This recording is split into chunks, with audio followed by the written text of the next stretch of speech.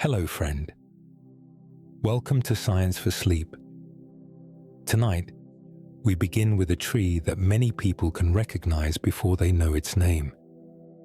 Even from far away, a willow often gives itself away in a single glance. Most trees seem to lift. Their branches reach out, or rise, or spread into a round crown that feels firm and held together. A willow often does something else. Its outer stems fall in long green lines. They hang, they sway, they dip toward the ground, and sometimes they brush the surface of the water below. A large weeping willow can grow around 30 to 50 feet tall, and often just as wide. But size is not the first thing most people remember. It is the downward shape. That shape is what makes the tree so easy to notice. An oak can look solid and heavy, with thick limbs that hold their place. A poplar can look tall and narrow, like a column. A maple can look balanced, full, and rounded. But a willow can look almost like it is pouring downward, as if the crown were made of soft green threads instead of branches. The leaves add to that impression. Willow leaves are usually long, narrow, and light, often about 3 to 6 inches in length on a weeping willow, with fine edges and pointed tips. They do not sit in broad, flat layers the way many maple leaves do. They hang from thin stems, and because they are so slender, they respond quickly to moving air. Even a mild breeze can set the whole tree in motion, not with sudden shaking, but with a steady, flowing movement that can make the crown look like water slipping over stone. The familiar weeping willow that many people picture is most closely linked to Salix babylonica. Despite the old name, it is native to China, where willow trees have been planted and admired for many centuries.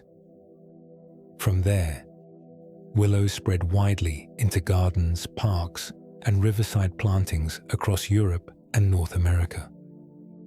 Over time, the weeping form became one of the most recognizable tree shapes in the world.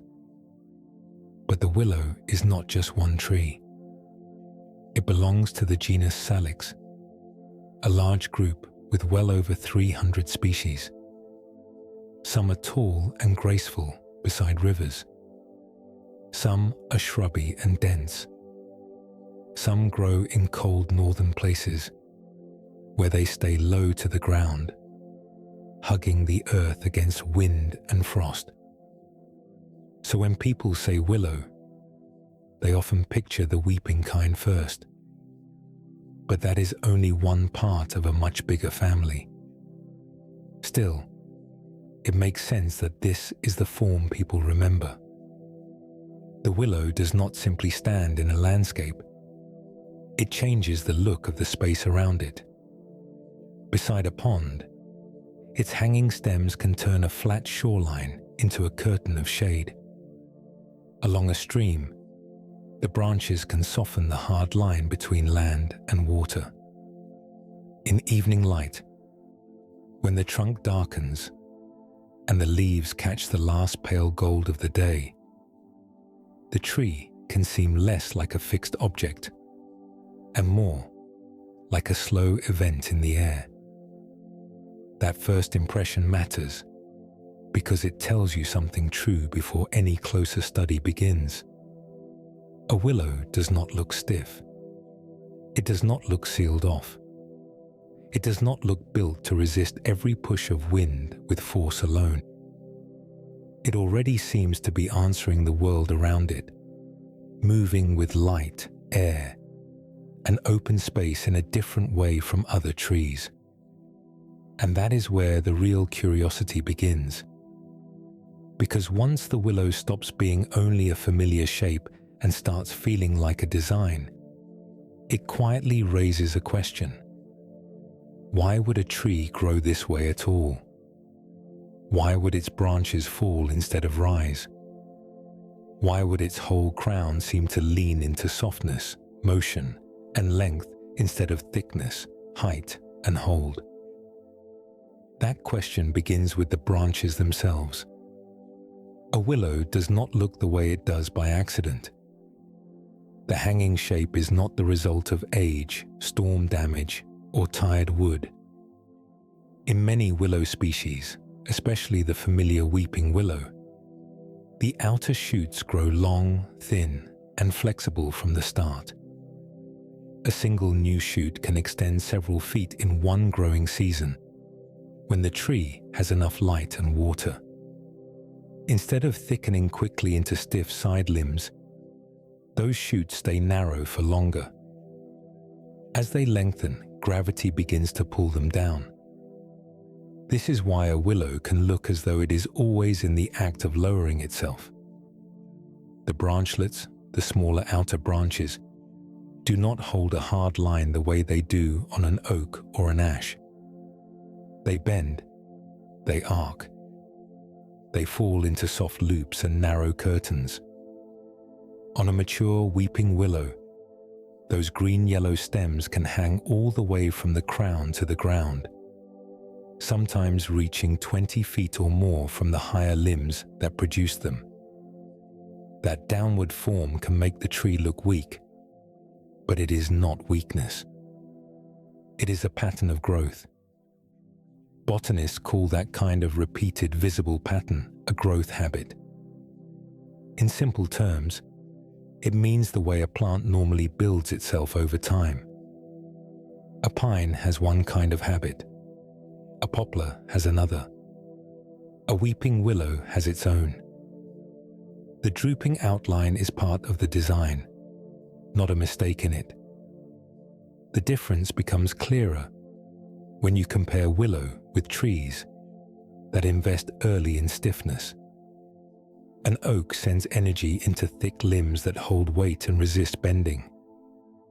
A young sugar maple does something similar, building a crown that can spread wide while still keeping firm branch angles. A willow often puts more energy into extension first. It reaches, lengthens, and multiplies fine shoots quickly. The result is less like scaffolding and more like fabric. Part of that comes from the wood itself. Willow wood is generally lighter and more flexible than the wood of many slow-growing hardwood trees. That is one reason people have used willow for basketry, fish traps, hurdles, and woven fences for thousands of years. In Europe, basket willow, often from species like Salix viminalis, was cut into long rods because those rods could bend sharply without breaking. A branch that can be woven into a basket is also a branch that will not hold the same rigid posture as a branch built for mass and stillness. Even the youngest shoots show this. In spring and early summer, fresh willow growth can look almost like long cords, smooth and narrow, with leaves arranged along the sides in light repeating rows. As the shoot gets longer, the weight of the leaves and the shoot itself helps pull it downward. Over time, that process repeats again and again, from older branch to newer branchlet, until the whole crown begins to read as a cascade. This does not happen in every willow to the same degree. The genus Salix includes hundreds of species, and many do not form the classic weeping shape. Some stand upright, some spread low and shrubby across wet ground. But in the weeping forms, the same basic rule keeps showing itself. The tree extends first and stiffens later, if it stiffens much at all. And once you begin to see the willow that way, the tree changes. Its outline no longer looks merely decorative. It starts to look practical, as though the soft lines are answering a real condition in the world. A branch that bends easily is a branch already prepared for motion. A crown that can stream downward is a crown that does not insist on holding one fixed position against air, rain, and strain, which makes the willow's shape feel less like ornament and more like a clue.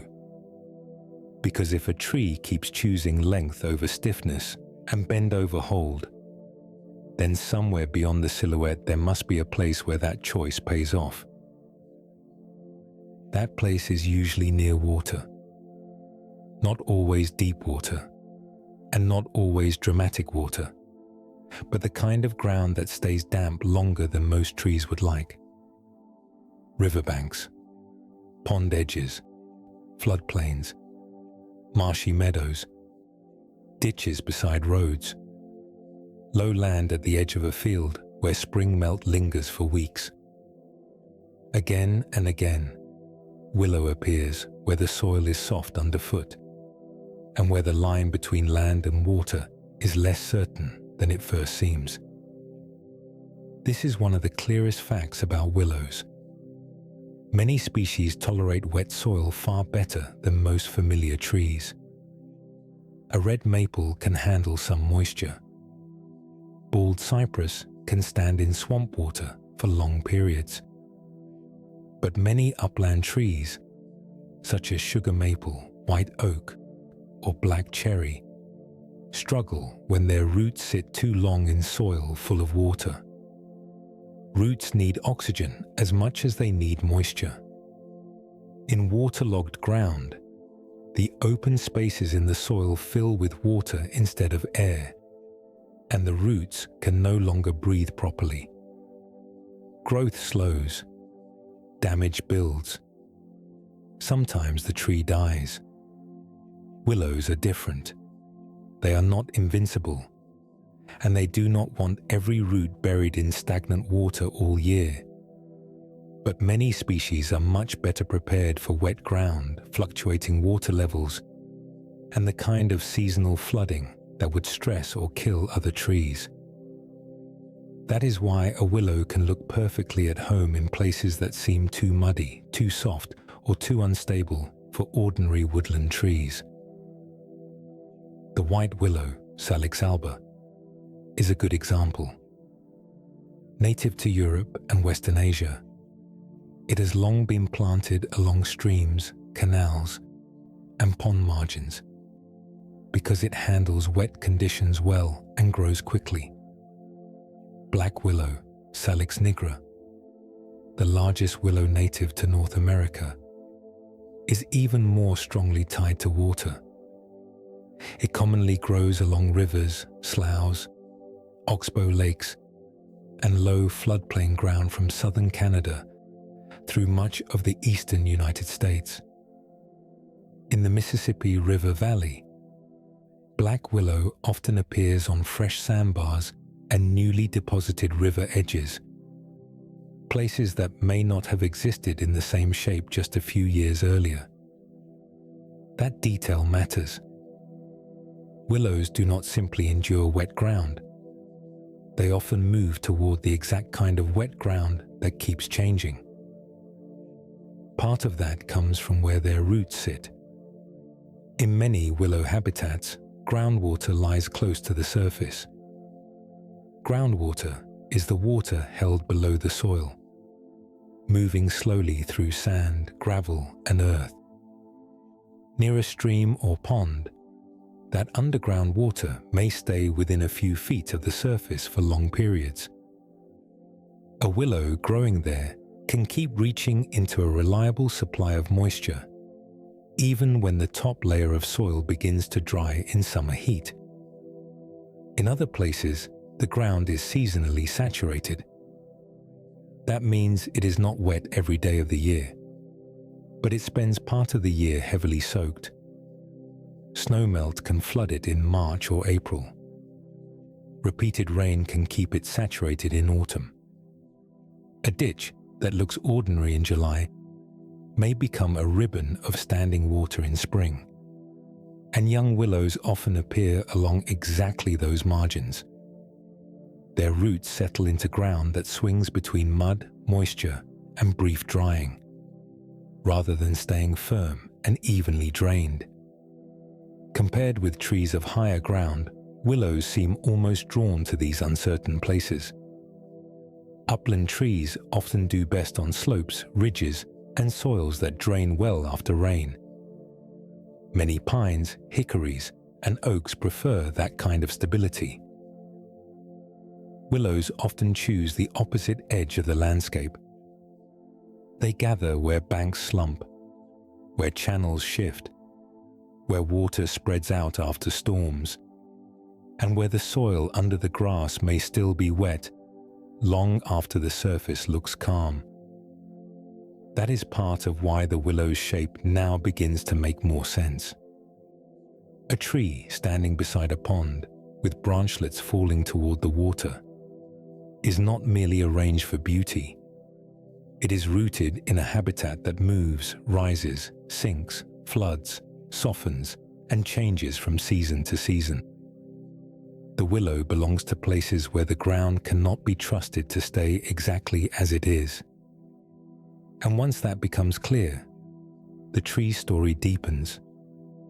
Because if the willow keeps returning to wet margins, muddy banks, and flood-shaped land, then the important question is no longer why it looks graceful there. The important question is how it manages to stay there at all, when the very ground beneath it is always close to shifting. Below the hanging branches, the willow is doing another kind of work entirely. A tree standing at the edge of a river cannot rely on the ground staying firm. The bank may look settled on a still afternoon, but after heavy rain, snowmelt, or a fast spring current, that same edge can soften, slump, or shear away in pieces. Fine soil washes first. Then pebbles and sand begin to shift. Plant roots are left exposed. Whole sections of bank can collapse into the water.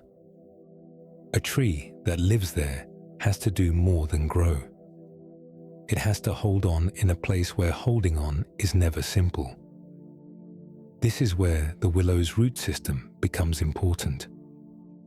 Many willows produce dense, spreading roots that move sideways through moist soil, rather than driving one dominant root deep into dry ground. In simple terms, the willow often grips outward more than downward. Black willow, Salix nigra, a common riverbank tree in eastern and central North America, is well known for a shallow, spreading root system that helps stabilize wet soils. That kind of root pattern makes sense beside streams and ponds, where oxygen, moisture, and loosened soil are usually richest in the upper layers, rather than deep below. Compared with trees built for drier slopes, this is a very different strategy. An oak on a well-drained hillside may invest heavily in structural roots that anchor it into firmer earth over long stretches of time. A willow at the edge of a floodplain often does something faster and broader. It sends roots laterally, which means sideways, through the wet soil near the surface. Those roots branch into smaller roots, and those smaller roots branch again, making a fibrous network, a mesh of living threads running through mud, silt, sand, and decaying plant matter. That network matters because loose soil is easier to move when nothing binds it together. The willow does not stop a river from rising, and it does not make a flood gentle. But it can make a bank harder to strip apart.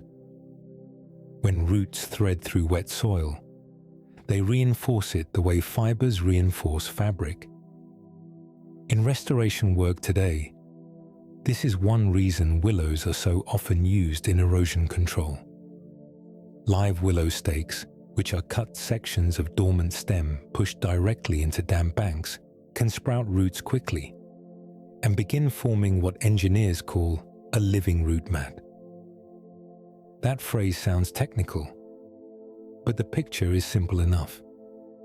Over time, many roots interlock through the bank and help keep soil in place. You can see the same process in natural settings. On a stream edge where current has slowed just enough, willow roots and stems can catch drifting material. Fine sediment settles. Leaves collect. Small twigs lodge in place. What might have washed onward instead begins to accumulate.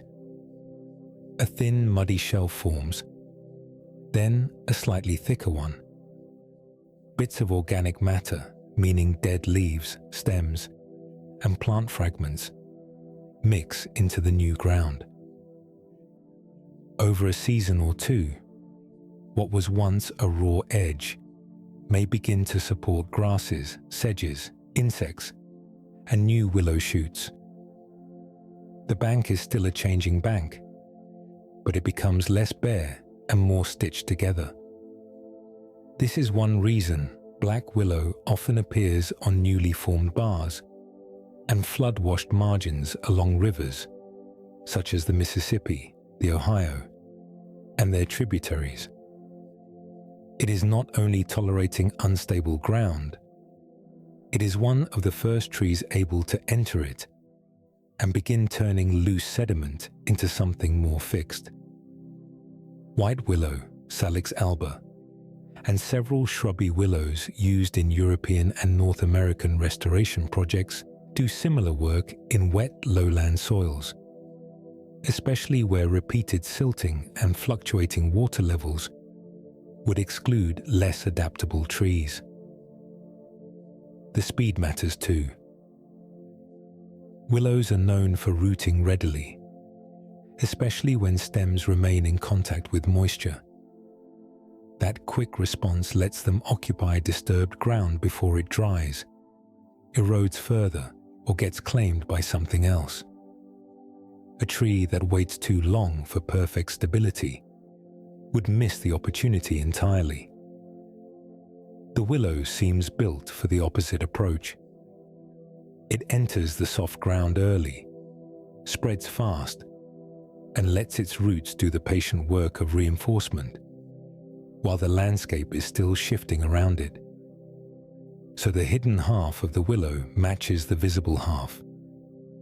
Above ground, the tree looked loose, soft, and responsive. Below ground, it is not weak at all. It is busy, wide-reaching, and practical, fastening itself into moving soil with thousands of narrow holds instead of one grand anchor. And yet, roots alone cannot explain the whole tree, because a willow fixed in mud still has to face wind on open banks, floodwater striking the trunk, and the constant strain placed on long hanging limbs. So whatever logic shaped the roots must continue upward into the wood itself, where the next part of the answer is already waiting. That answer continues in the wood itself. A willow growing beside open water cannot behave like a tree on a sheltered hillside. Along a riverbank, the air is often less blocked by other trees. Wind moves across the surface of the water with very little in its way. During storms, the crown may be pushed for hours in one direction, then released, then pushed again. In winter, wet snow can collect on the outer shoots. In flood time, floating branches, ice, and debris can strike low stems near the bank. A rigid tree can survive those pressures if its wood is thick enough and its setting is stable enough. But a willow often survives in another way. It bends. Willow wood is generally lighter and more flexible than the wood of many slow-growing hardwoods. It does not have the same dense, hard feel as oak, hickory, or hornbeam. If you cut a young willow rod the thickness of a finger, you can often curve it into a wide arc with your hands. A rod from the same year's growth on a stiffer tree would be more likely to crack, split, or refuse the movement altogether. That difference is not just useful to people. It is useful to the tree long before anyone cuts it. When wind moves through a willow, the outer stems do not simply resist it.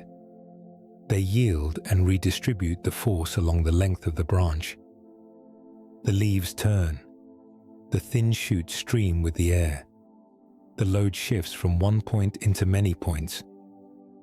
This matters because a branch often breaks where force is concentrated. A stiff branch can behave like a lever. Push it hard enough, and the pressure builds near the base or at a weak fork. A willow branch, especially a young one, often behaves more like a switch or a cord. It moves with the pressure instead of trying to stop it all at once. This is one reason a willow crown can look almost fluent in bad weather. Not calm, exactly, but coordinated. The tree does not stand unmoved. It keeps moving and survives through that movement. On exposed river edges in Europe, North America, and Asia, this difference has allowed willows to remain standing in places where repeated wind and wet weight would punish a more brittle crown. The same quality has been obvious to people for thousands of years. In fact, some of the best proof of willow's flexibility does not come from forests at all, but from old human crafts. One of the classic basket willows is Salix viminalis, sometimes called common osier.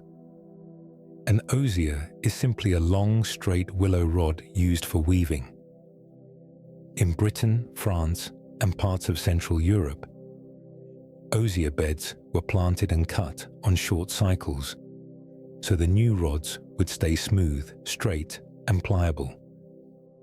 Those rods were woven into baskets, eel traps, fish creels, chair seats, hurdles, and fencing panels.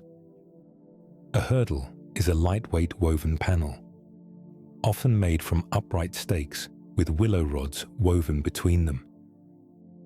Farmers in medieval England and long after used hurdles to guide sheep, divide land, and make temporary pens. The material had to be strong enough to hold shape, but flexible enough to weave quickly and carry from place to place. Willow was ideal for that. It could be coppiced, meaning cut back so that fresh stems would grow again from the base, often on a 1-year or 2-year cycle. That made it renewable as well as workable. Basket makers still value willow for the same reason now. A good weaving rod can bend sharply around a frame, cross another rod, and settle into tension without snapping. If you have ever seen a hand-woven willow basket, you have seen the tree's survival strategy turned into an object. The same living quality that helps the branches ride wind on a riverbank is the quality that lets a person bend those rods into circles, ribs, and tight woven walls. So the willow's softness is not a flaw. It is an adaptation with a long practical history behind it. The roots spread through wet soil. The shoots flex in open air. The wood itself carries a built-in answer to movement. The tree does not meet every force with hardness. Again and again, it meets force with give. But give is not the same thing as strength without cost. Wood that bends easily is often wood that grows differently, ages differently, and fails differently too. And once that becomes clear, the willow raises the next question quietly but firmly. If it gains so much by growing fast and bending well, what does it have to surrender in return? That surrender begins with speed. A willow does not usually spend decades preparing itself before it becomes visible in a landscape. Give it light, open space and steady moisture, and it can move with surprising quickness. A young willow planted near water can put on several feet of growth in a single season. In good conditions, some basket willows and weeping willows can produce long new shoots year after year, at a pace that would make a slower hardwood seem almost still by comparison. This is part of why willow appears so often in disturbed places. It does not wait patiently for perfect stability. It arrives early, grows fast, and tries to occupy the opening before it closes. You can see that difference most clearly after disturbance. A riverbank collapses. A flood leaves behind fresh mud and sand. A ditch is cut along a roadside. A pond margin is scraped bare. In places like these, a willow can gain a foothold quickly. A seed lands on moist soil and germinates while the surface is still open. A broken stem lodges in wet ground and begins to root. New shoots rise where other trees would still be struggling just to establish themselves. This is one of the willow's great advantages. Speed is not a side trait. It is part of the strategy.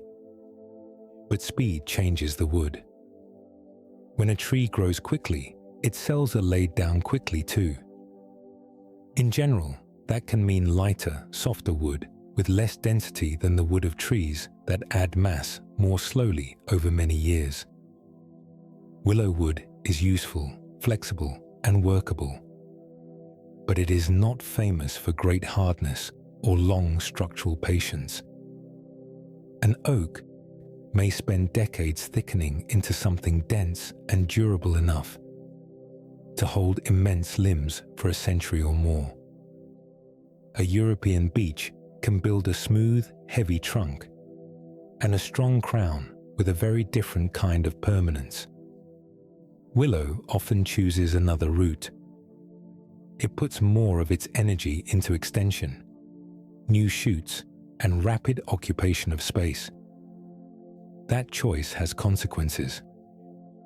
Willow branches, especially older ones, or those attached at weak angles, can break more easily than the branches of denser hardwoods. After summer storms, it is common to see fallen willow limbs beneath a large crown, sometimes green and still full of leaves. In winter, wet snow or ice can pull down long branchlets. In mature weeping willows planted in parks, the canopy may remain beautiful for decades, but it often requires pruning because deadwood, crossed stems and branch failure are more common than in trees with slower, heavier architecture. This does not mean the willow is poorly designed. It means the design is honest about what it is for. A willow is not trying to become a fortress. It is trying to move into unstable ground quickly, use abundant water while it can, and keep producing new growth. In that sense, some breakage is built into the larger bargain. A branch lost in one season may be replaced by vigorous new shoots in the next. A damaged crown can often refill. A cut stump can send up rods again. The tree accepts shorter patience in exchange for faster response. The trade-off also shows up in lifespan and structural permanence. Some willows can live for many decades, even over a century in the right setting, but they do not usually age with the same lasting solidity as heavy hardwood giants.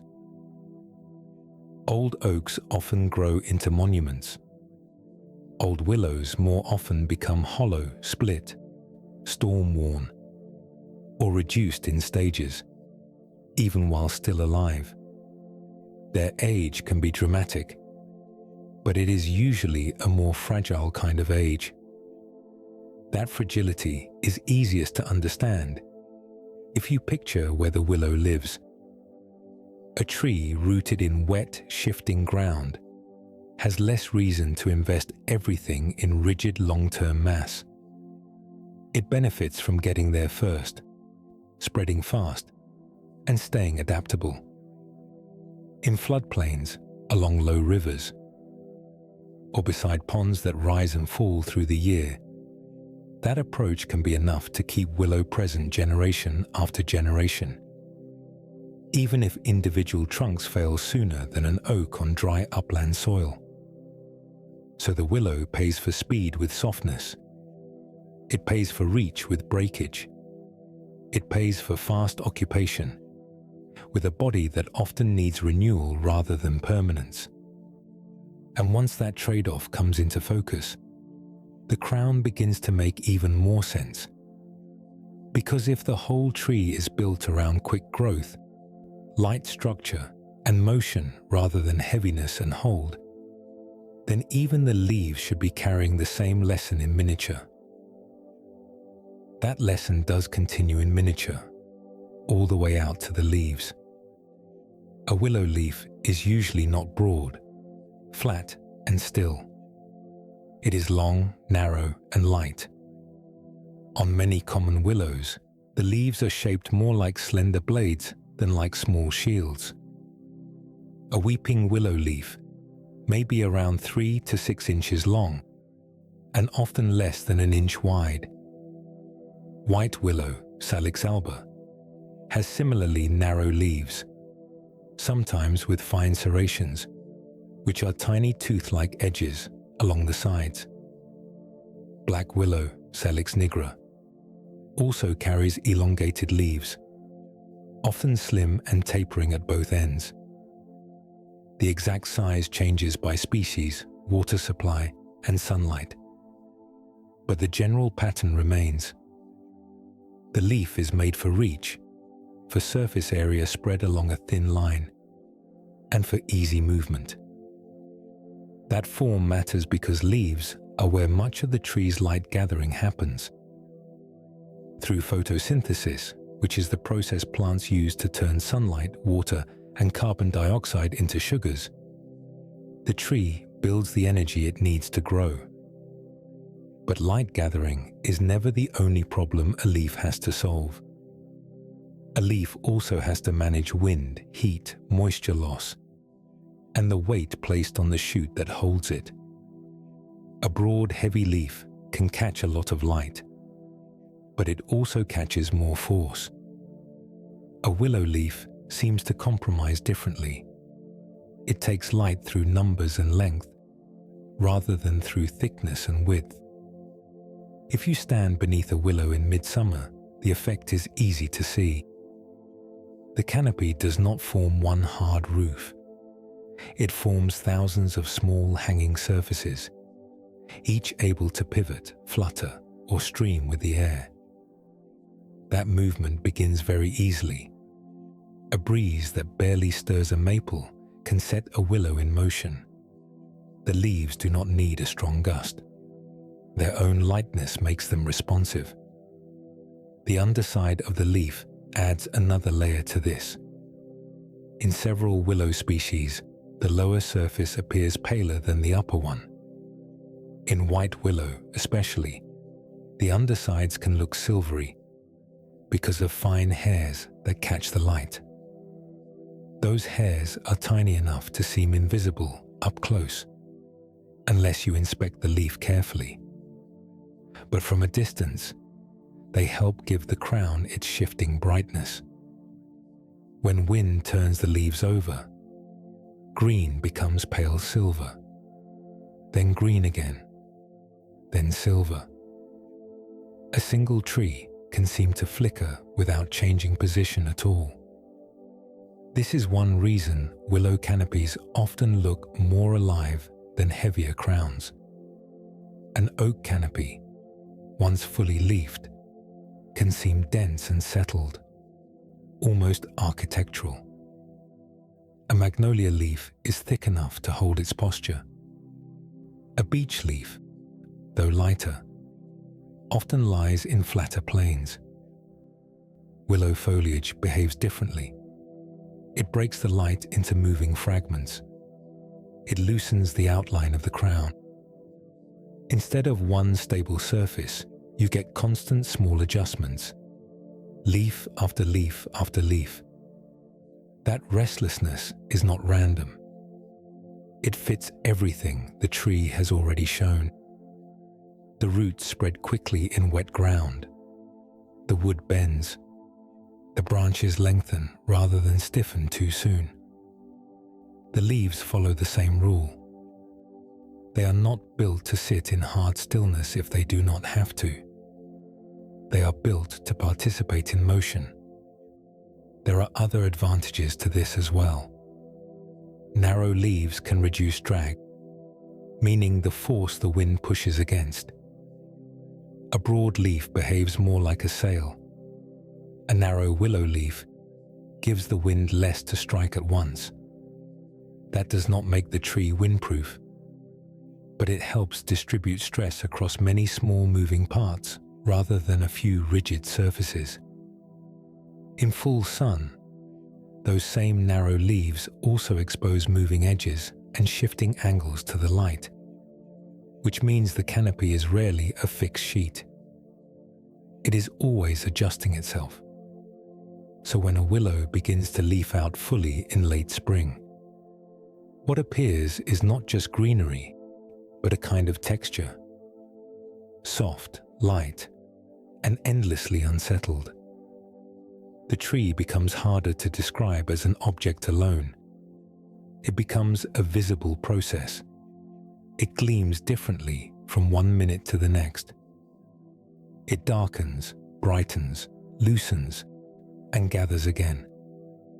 And once the leaves begin doing that, the willow changes from a silhouette into something more immersive.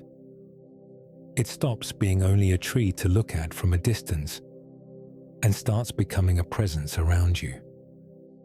Because a canopy made of so many small moving surfaces does not only change the light, it must also change the air, and with it, the sound the whole tree makes. That sound is one of the quietest ways a willow becomes present. Some trees announce themselves in wind with sharp movement. A poplar can flicker and clap. A dry oak canopy can rattle in bursts. A plane tree can sound broad and papery. A willow usually does something softer. Its leaves are narrow. Its twigs are thin. And the whole outer crown is divided into so many small moving parts that the sound often blends together instead of breaking into hard impacts. What reaches the ear is not usually a series of knocks or heavy leaf slaps. It is more often a continuous rustling, a brushing sound, almost like fabric being moved by a hand. That difference begins with structure. A willow leaf is light and elongated, often only a fraction of the width of a maple or sycamore leaf. The outer shoots are also slim, especially on new growth from the current season. When air moves through the crown, it does not strike one solid surface. It moves through layers of hanging stems and narrow leaves, disturbing hundreds or thousands of small surfaces at once. Each leaf contributes only a little sound.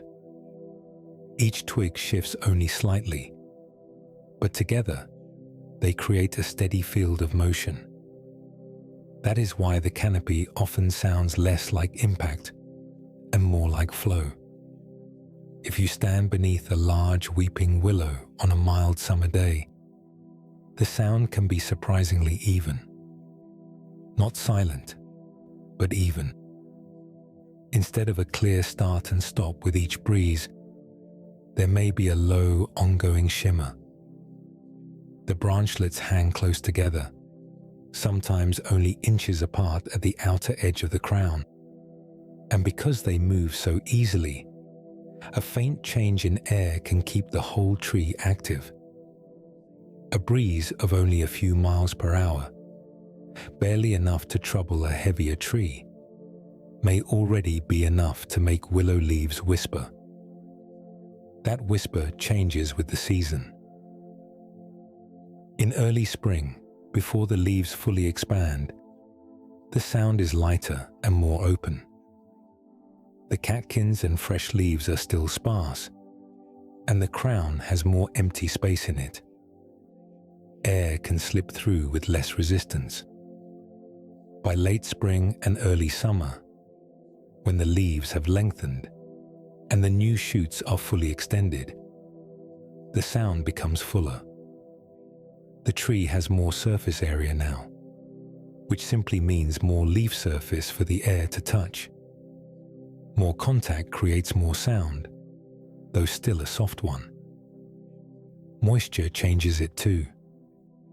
After rain, willow leaves carry extra weight, and wet surfaces do not rustle in quite the same way as dry ones. The sound can become darker and more subdued, almost muffled. A dry canopy in August may produce a finer, brighter whisper. A damp canopy at dusk may sound heavier, slower, and closer.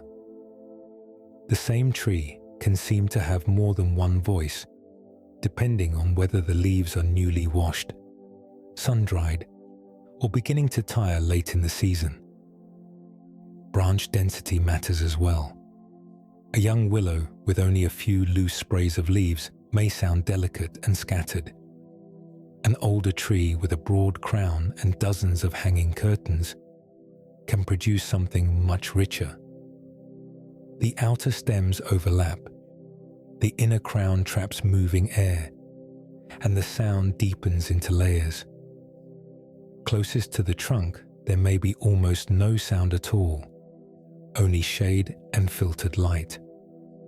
At the edge, where the longest shoots move freely, the whisper becomes clearer. In that way, the tree can sound different depending on where you stand. Beneath the center, it may feel sheltered. Near the fringe, it may feel like standing beside a green veil in motion. Late in the year, the sound shifts again. As leaves age, they lose moisture and flexibility. Some yellow, some pale, some fall early. A September willow does not sound quite like a June willow. The canopy begins to thin. Individual leaves may catch and release the breeze more crisply. The whisper becomes less continuous because the tree is carrying fewer surfaces than before. By the time many leaves have dropped, the sound moves from foliage back into twigs and bare shoots, finer and sparer, almost skeletal. All of this means the willow is not only seen, it is heard as a changing condition of air. The tree takes breeze and translates it into a texture the ear can follow. It softens wind by dividing it. It turns motion into repetition. It makes weather feel less abrupt and more spread out across time. And once that becomes clear, the willow stops seeming like a tree that simply waits for full summer to become itself. A tree this responsive is already doing important work before the crown is complete. So the next thing to follow is not just how the willow sounds in leaf, but what it does much earlier in the year, when the cold is still lifting and most trees have not fully awakened yet. Before the willow is fully dressed in leaves, it is already busy with something else. In many places, one of the first clear signs of that is the catkin. A catkin is a short, soft, finger-like cluster of tiny flowers, packed closely together along a stem. On some willows, especially the ones people call pussy willows, those catkins appear, while the branches still look mostly bare. In late winter or very early spring, when the ground may still be cold and the wider landscape still looks brown, grey, or washed pale by leftover frost, the willow begins to produce these small, concentrated signs of activity. That timing matters. Many willows flower early in the year, often before the leaves fully open, or at least alongside the first young leaves, rather than long after them. In temperate parts of North America and Europe, this can happen as early as February or March in mild years, and more commonly in March or April, depending on latitude and weather. Along stream edges in southern England, goat willow, Salix caprea, can show catkins before many other trees have done much of anything visible. In the northeastern United States and southeastern Canada, pussy willow, often Salix discolor, is famous for the same reason. It can look like one of the first shrubs or small trees to wake up after winter.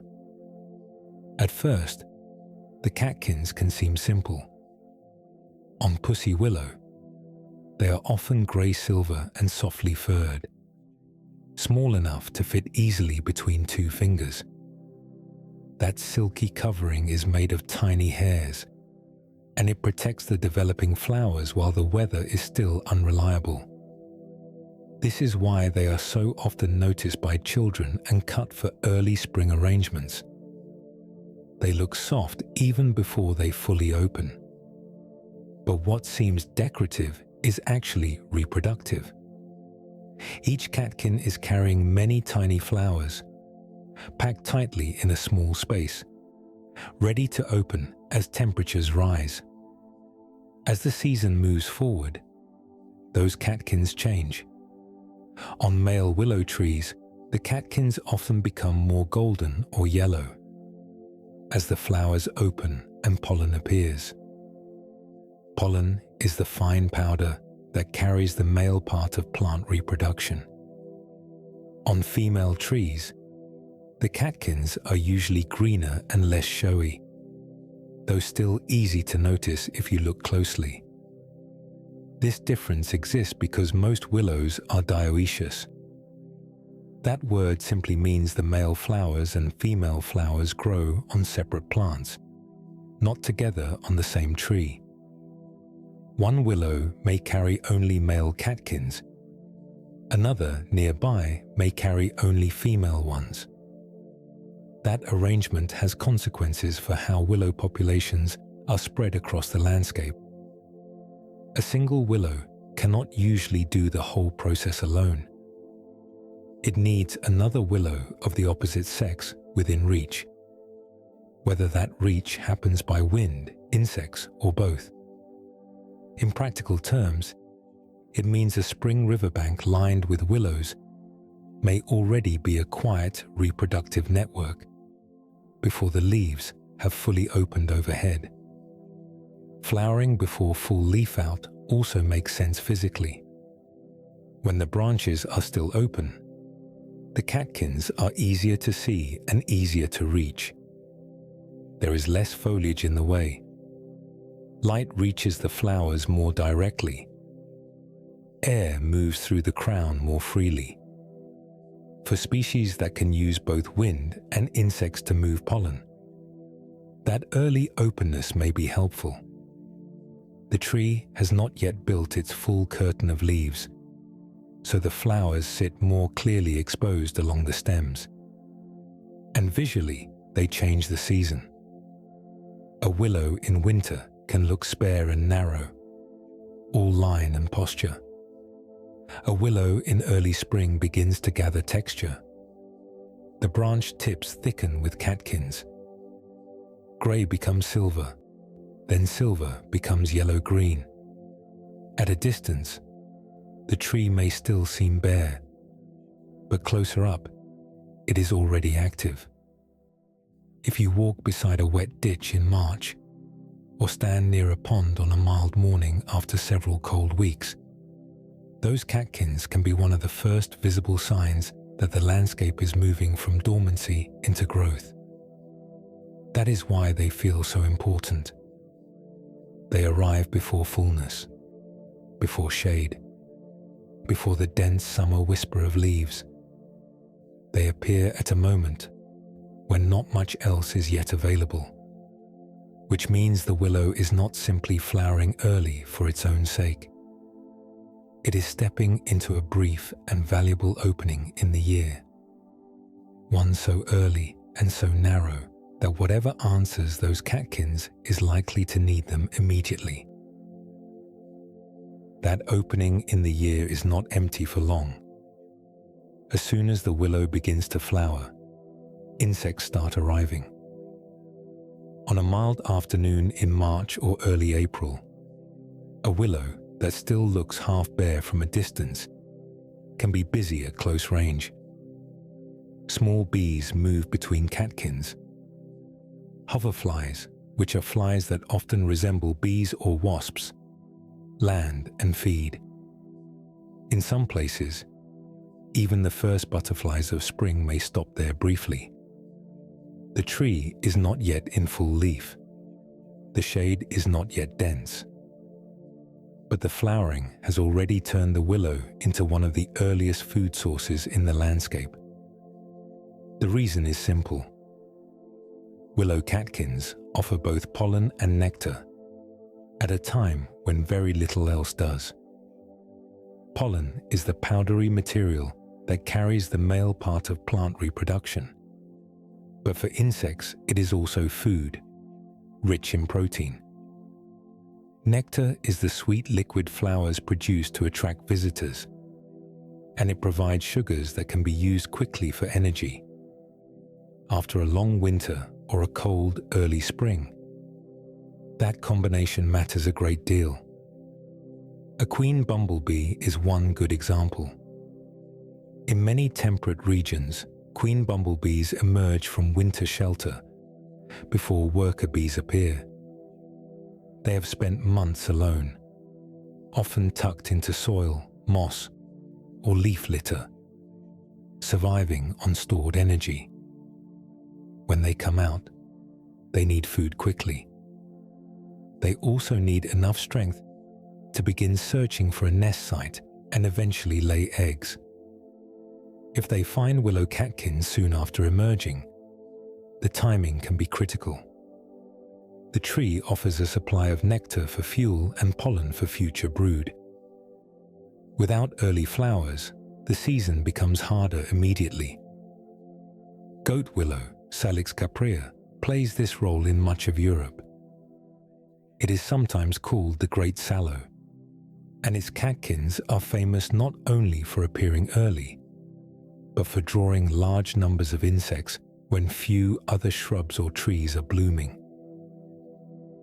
In North America, pussy willow, often Salix discolor, and black willow, Salix nigra, can do something similar depending on the region. Black willow often flowers a little later than the first pussy willows in colder places, but still early enough to matter. Along a creek in Pennsylvania, Ontario, or Minnesota, a flowering willow may be one of the first dependable feeding stops available after winter loosens its grip. This makes willow disproportionately important. That word simply means more important than its size alone might suggest. A single willow at the edge of a wet field may not dominate the whole landscape, but in early spring, it can matter far more than a much larger tree that flowers later. Oaks, beeches, maples, and ashes may fill the canopy in time, but many of them do not offer the same early nectar and pollen window. The willow does. You can picture the difference on a cold, open floodplain in late March. Most of the field is still pale. The grasses are only beginning to green. The trees farther back are still mostly bare. But near the ditch or pond edge, one willow is carrying dozens or hundreds of catkins, and each catkin is a landing place. That one tree becomes a kind of early station of activity, not loud, not crowded in a summer way, just steadily useful. Bees are not the only insects that benefit. Hoverflies often appear early in the year and can feed from willow flowers when larger blossoms are still scarce. Small solitary bees, meaning bees that do not live in large colonies like honeybees, also use willows. Some of these bees emerge very early and have only a short window to gather resources. For them, the difference between a landscape with flowering willow and one without it can be substantial. That is why the catkins stop feeling ornamental once you understand their timing. They are not just soft grey signs of spring. They are part of the first food web of the season. They help move stored winter stillness into active spring life. They support insects that will later pollinate other plants, feed birds, and help restart the wider landscape. And once the willow begins doing that, its flowers seem less like decoration and more like a beginning. The tree is not only feeding the first insects, it is also preparing its own next step. Because after the catkins have done their work, the willow still has to send its own future outward, across the same wet, open ground where it so often begins again. After the catkins have flowered and the early insects have done their work, the willow moves into another brief and very practical stage of the year. This time, it is not offering food. It is letting go. On female willow trees, the catkins begin to change shape after pollination. What had seemed like a small, soft cluster of flowers starts to mature into many tiny seed capsules. A capsule is a dry little case that holds the seeds inside. As spring advances into late spring or early summer, those capsules split open. When they do, they release seeds so small, they can be difficult to see clearly unless they land on dark ground or gather in drifts against grass or mud. Each seed is usually attached to a tuft of fine white hairs. Those hairs are what make the seed visible at all. Without them, it would look like almost nothing. With them, it can appear as a tiny fleck of pale silk or cotton moving through the air. On a warm day near a riverbank, that release can be surprisingly noticeable. The willow seems to shed a faint white haze. The air fills with drifting threads. The surface of puddles, ditch water, and wet grass may begin to collect them. This is one reason willow dispersal, which simply means the spreading of seeds away from the parent plant, feels so closely tied to both wind and water. The silky hairs help the seed travel through the air, but the seed's real chance often begins only when it comes down onto the right surface. Dry gravel is not ideal. Thick leaf litter is not ideal. A shaded forest floor is usually not ideal either. Fresh, wet mud, exposed silt, damp sand, or newly softened river edge is much better. The hairs help the seed drift. Moisture decides whether the journey means anything. That makes willow very different from trees that invest in large, durable seeds. An acorn can sit for months before it sprouts. A hickory nut carries stored food inside a thick shell. Those seeds are built for endurance and protection. Willow seeds are built for speed. They are tiny, light, and short-lived. In many species, their viability, which means their ability to remain alive and capable of germinating, lasts only a matter of days or a few weeks at most. If the seed does not land somewhere moist and favorable quickly, the chance is usually lost. That short viability changes the whole strategy. The willow does not store patience in each seed. It produces enormous numbers of seeds and releases them into a narrow seasonal window when wet surfaces are still available. In river valleys, floodplains, marsh edges, and pond margins, this can be a very effective method.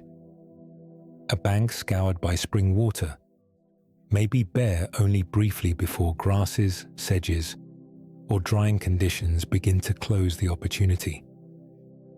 Willow seeds are made to reach that opening while it still exists. Black willow, Salix nigra, is especially well known for this kind of rapid colonizing behavior in North America. Its seeds can be released in late spring, often around May or June, depending on latitude and weather. On freshly deposited sediment along rivers, they may germinate almost at once if moisture is present. Germination, which means the first stage of growth when the seed begins producing a root and shoot, can happen quickly because the seed does not have much time to spare.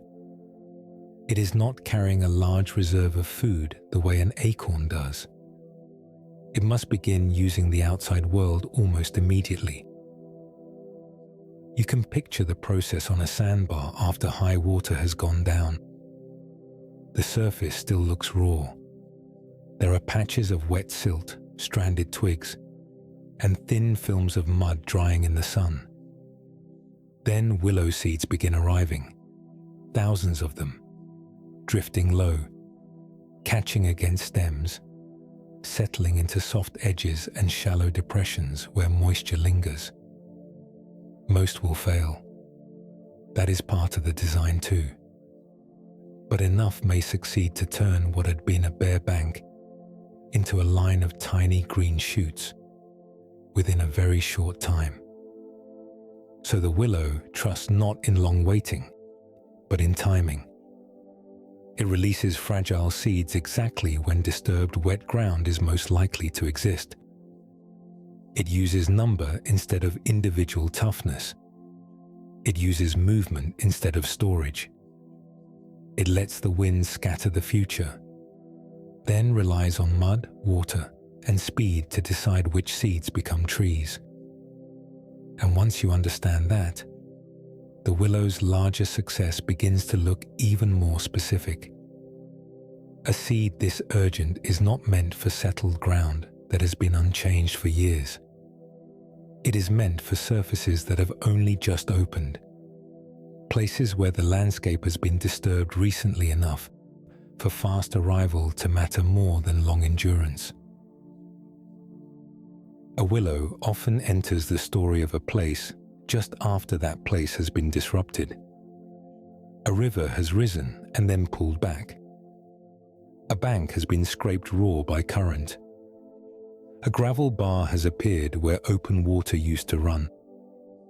A ditch has been cut, or a pond edge has slumped, or spring runoff has left behind a fresh strip of wet silt that was not there the year before. These are not the settled, shaded forest conditions that many trees prefer. They are exposed, bright, uncertain surfaces.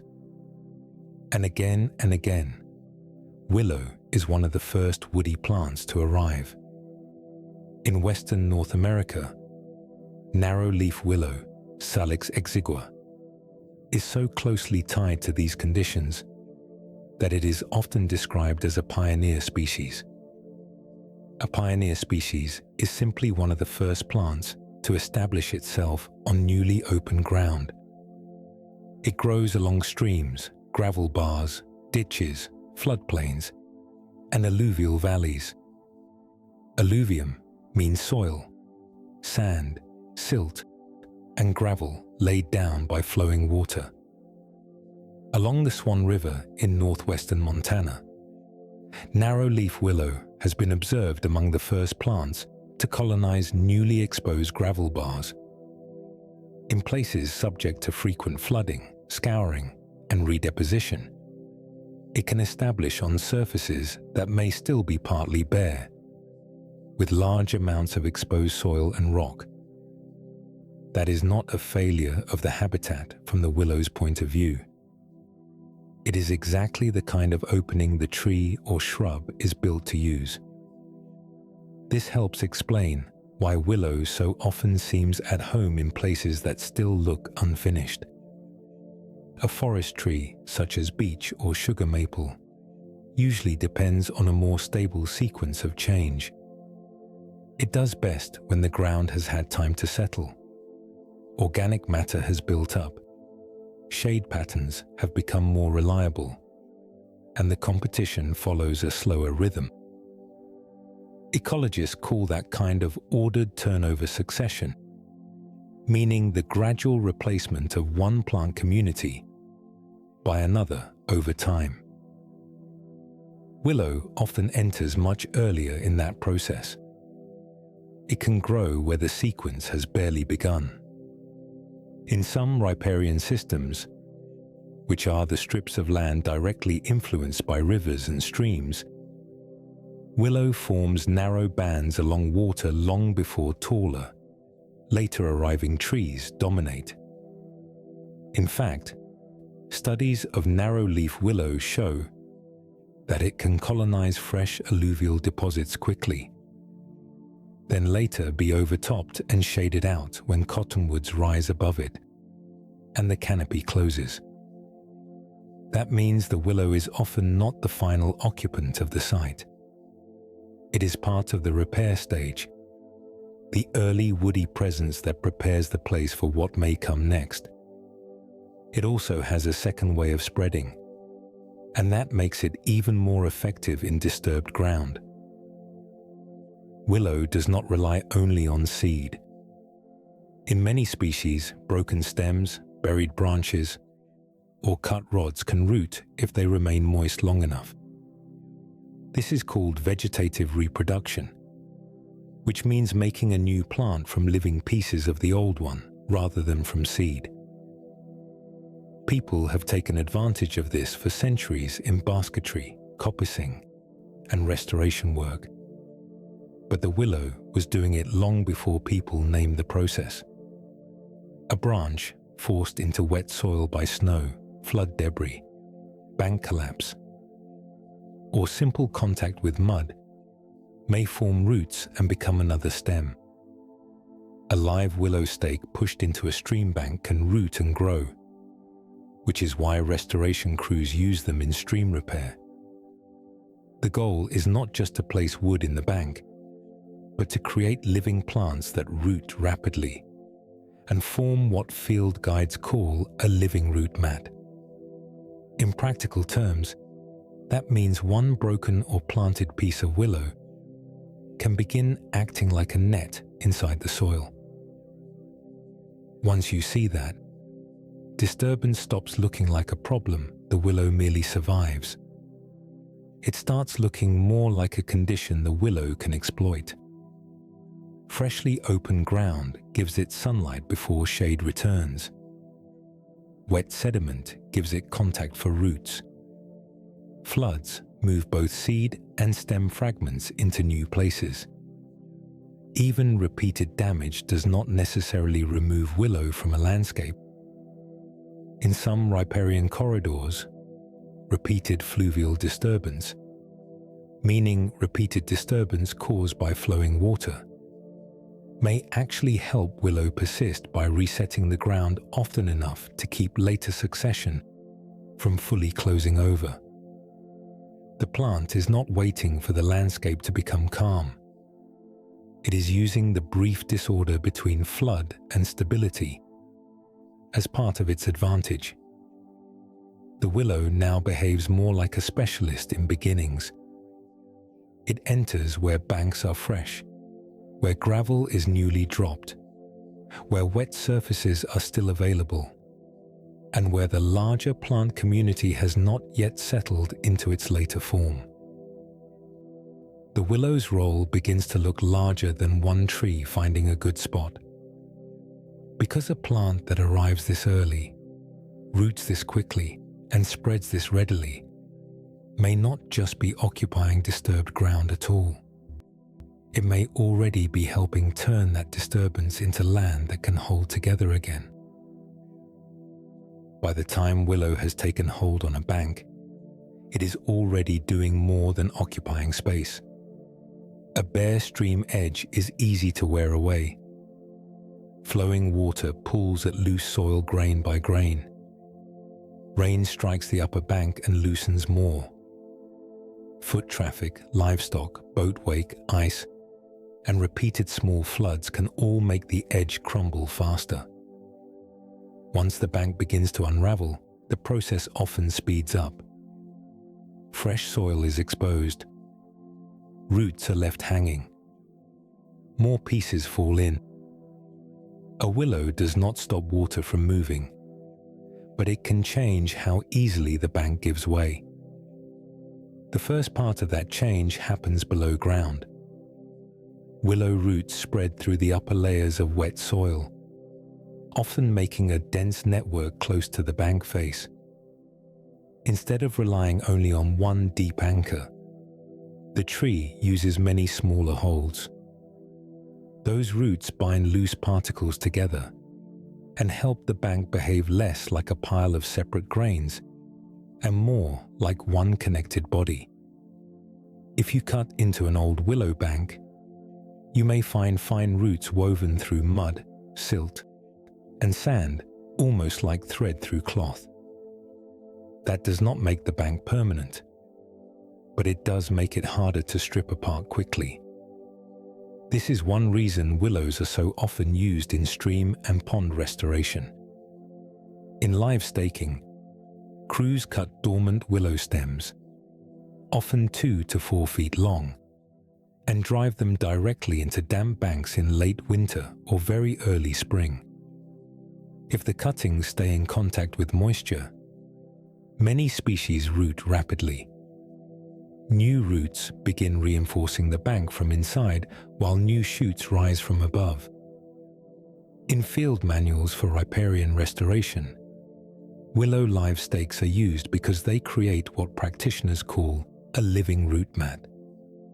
In simple terms, that means the bank is being held not by dead material, but by a root system that keeps expanding season after season. The second part of the willow's work happens above ground. The stems, shoots, and low branches slow water and catch drifting material. Fine sediment moving in shallow floodwater may settle out when it meets a dense patch of willow. Leaves, twigs, and organic debris collect at the base. Over time, that trapped material can build up into a slightly wider shelf or softer bank edge. The process is gradual, but it matters. A line of willow can turn a sharp eroding cut into a more layered margin, where mud, litter, grasses, and new shoots begin to accumulate. Technical restoration guides describe willow clumps and live branch systems as especially useful where channels are rebuilding because they adapt well to sediment deposition, meaning they can keep growing even as new material piles around them. This helps explain why willow appears so often on restoration sites beside damaged creeks, reconstructed channels, drainage ditches, and pond margins. In riparian zones, the strips of land directly influenced by nearby water, vegetation is often the difference between a bank that keeps unraveling and one that begins to stabilize. Willow is favored because it grows quickly, roots fast, and tolerates the same wet, unstable conditions that caused the damage in the first place. A concrete retaining wall can hold a line rigidly, but it cannot grow, spread, or renew itself. Willow can. That is why soil bioengineering, which means using living plants as part of erosion control, returns to willow again and again. You can picture the effect on a small outside bend of a stream after heavy rain. Without rooted vegetation, the current scours the bank, undercuts it, and sends more soil downstream. With willow established, the bank still feels the force of the water, but the roots resist tearing. The stems interrupt flow near the edge, and some of the suspended sediment drops out instead of traveling onward. The change may only be measured in inches at first, but over months and years inches matter. Bank form shifts. A margin that had been raw begins to soften. A wetter edge begins to hold. So the willow is not simply surviving beside moving water. It is modifying the place where land meets water, helping keep the edge from vanishing as quickly as it otherwise would. And once a tree begins doing that, the question grows larger than erosion alone. Because a bank that holds together, traps sediment, and grows denser stem by stem is no longer just stable ground. It is becoming structure, shelter, and habitat, which means other lives will begin entering it soon enough.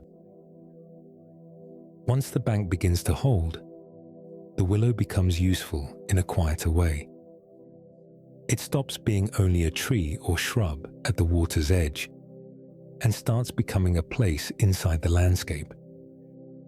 A dense stand of willow is not open like a grassy bank, and it is not high and airy like the lower limbs of a mature oak. It is closer, lower, and more layered than that. The stems rise in clusters.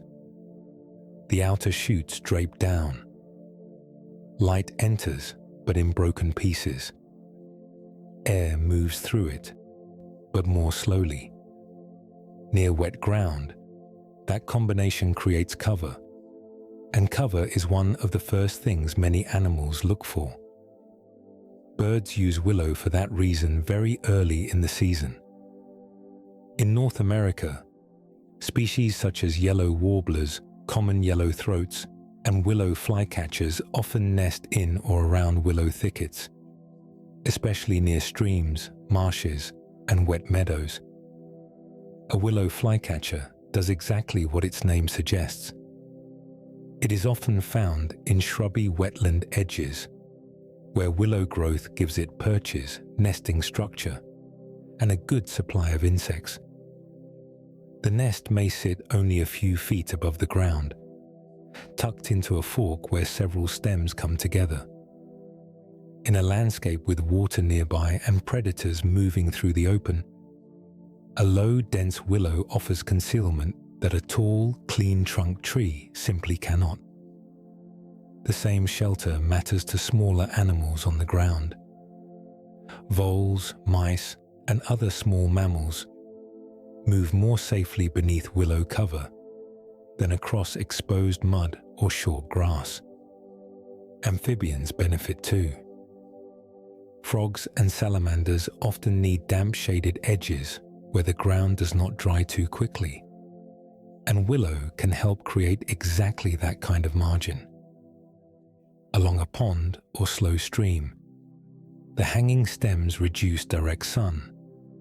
The leaf litter holds moisture, and the root-filled bank gives small animals narrow spaces to hide. What looks from a distance like one green curtain often becomes, at animal scale, a network of tunnels, shade patches, and protected edges. The willow also feeds the habitat in another way, through insects. Willows are host plants for many insect species, especially caterpillars. A host plant is the plant an insect lays eggs on or feeds on during part of its life cycle. Caterpillars of several moths and butterflies eat willow leaves, and those caterpillars then become food for birds. This is one of the most important quiet processes in any tree. The leaves do not only feed the tree, they feed the insects. The insects feed the birds. The birds then feed chicks in spring, often carrying soft green caterpillars one after another. into nests hidden in the same vegetation. That means a willow stand can support life at several levels at once. The catkins feed early pollinators. The leaves feed leaf-eating insects. The insects feed nesting birds. The stems and cover protect nests, hiding places, and travel routes near water. By midsummer, a thick patch of willow may be one of the busiest parts of an otherwise quiet bank, even if most of that activity stays out of human sight. And then there is the beaver. In parts of North America, Europe, and Asia, willow is one of the most familiar beaver foods and one of the most useful materials in beaver construction. Beavers cut young willow stems for bark, twigs, and leaves. They also use willow in lodges and dams because the wood is easy to cut and available near the same water where they live. A young stand of willow along a stream can show this clearly. Stems may be clipped at an angle, leaving the pale pointed marks of beaver teeth. Some cut branches are dragged into the water. Others are piled into structures or partly eaten, bark stripped from the outside. This relationship can become cyclical. Beaver activity changes the water. The changed water creates new wet margins and disturbed ground. Willow then colonizes those fresh edges quickly. Later, the beavers return to use the willow again. In that way, willow is not just present in beaver country. It is part of the repeated reshaping of it. Eventually, the willow becomes more than a stabilizer of banks. It is shelter for birds, cover for small mammals, moisture-holding shade for amphibians, a food source for insects, and building material for one of the great wetland engineers. The hanging branches are no longer only graceful. They are occupied. The thicket is no longer only green. It is structured for use. And once a tree begins to function as shelter, food, and raw material all at once, you may start to wonder. If so many other creatures learn to rely on willow, it becomes easier to wonder whether humans also found something hidden in the tree itself. Something not just structural or visible, but inward, chemical, and useful in another way. Nothing about the willow's appearance tells you this part in advance.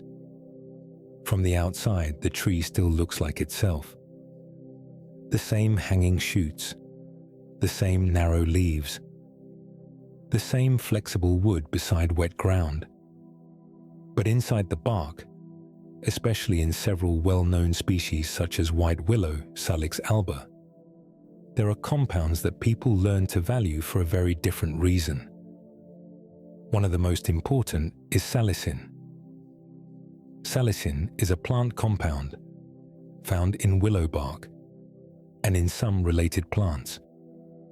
Its name comes from salix, the Latin name for willow. When people talk about willow bark in the history of pain relief and fever reduction, salicin is usually at the center of that story. It is not the only compound in willow bark, and willow bark is not the same thing as a modern tablet from a pharmacy. But salicin is one of the links that joins the old tree to later medicine. That connection goes back a long way. In ancient medicine, willow preparations were already known as useful in certain painful or feverish conditions. Greek writers associated with the Hippocratic tradition, writing around the 5th and 4th centuries BCE, described plant-based preparations for pain and fever.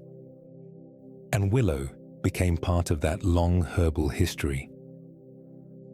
Much later, in 1763, an English clergyman named Edward Stone reported to the Royal Society that powdered willow bark seemed useful in treating agues, which was an older word for feverish illnesses marked by chills and repeated attacks. He had noticed the bitterness of willow bark and suspected it might be medicinal. That bitterness turned out to matter. In the early 19th century, chemists began isolating more specific compounds from willow. In 1828, Johann Andreas Buchner, a professor in Munich, isolated a bitter yellow substance from willow bark and named it salicin. Soon after, other chemists refined the work and studied related substances, helping move willow from the world of traditional herbal use into the world of laboratory chemistry. That shift is important because it changed the question from, does this bark help? To, what in this bark is helping? The answer was not completely simple, but it led towards salicylic chemistry. Salicin from willow bark is processed in the body and related to salicylic acid, a compound known for pain relief, fever reduction, and anti-inflammatory effects. Anti-inflammatory simply means it can reduce inflammation, which is the body's response to injury or irritation, often marked by heat, swelling, redness, or pain. Salicylic acid itself became medically interesting in the 19th century, but it could be harsh on the stomach in useful doses. Chemists kept working on it, looking for something easier to tolerate. That later work is part of how the story of willow eventually meets the story of aspirin, though the two are not identical. In 1897, Felix Hoffmann, working at Bayer in Germany, produced acetyl salicylic acid, which is the chemical name for aspirin. That compound was related to the salicylic chemistry already known, but it was not simply willow bark in another form. Aspirin is a distinct manufactured drug. Willow bark contains a mix of natural compounds, including salicin, while aspirin is a purified synthetic medicine with a specific chemical structure. So when people say willow led to aspirin, that is true in a broad historical sense. But willow bark tea and an aspirin tablet are not the same thing.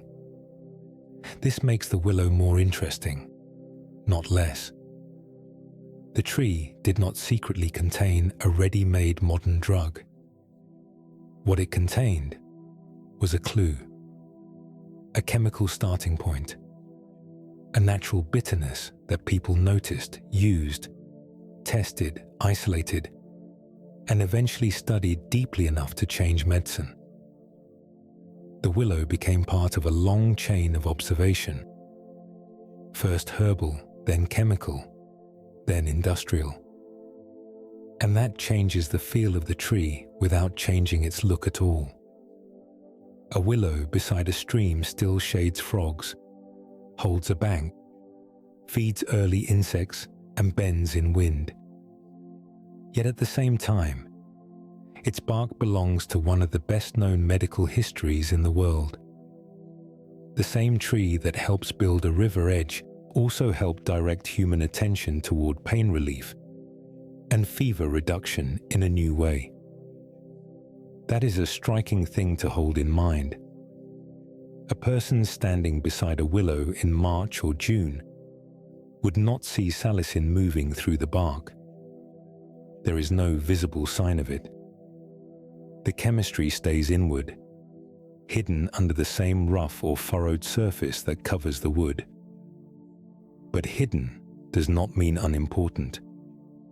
In this case, it means the tree has been useful in two worlds at once: the ecological world around it, and the practical human world that learned to cut, boil, taste, test, and remember.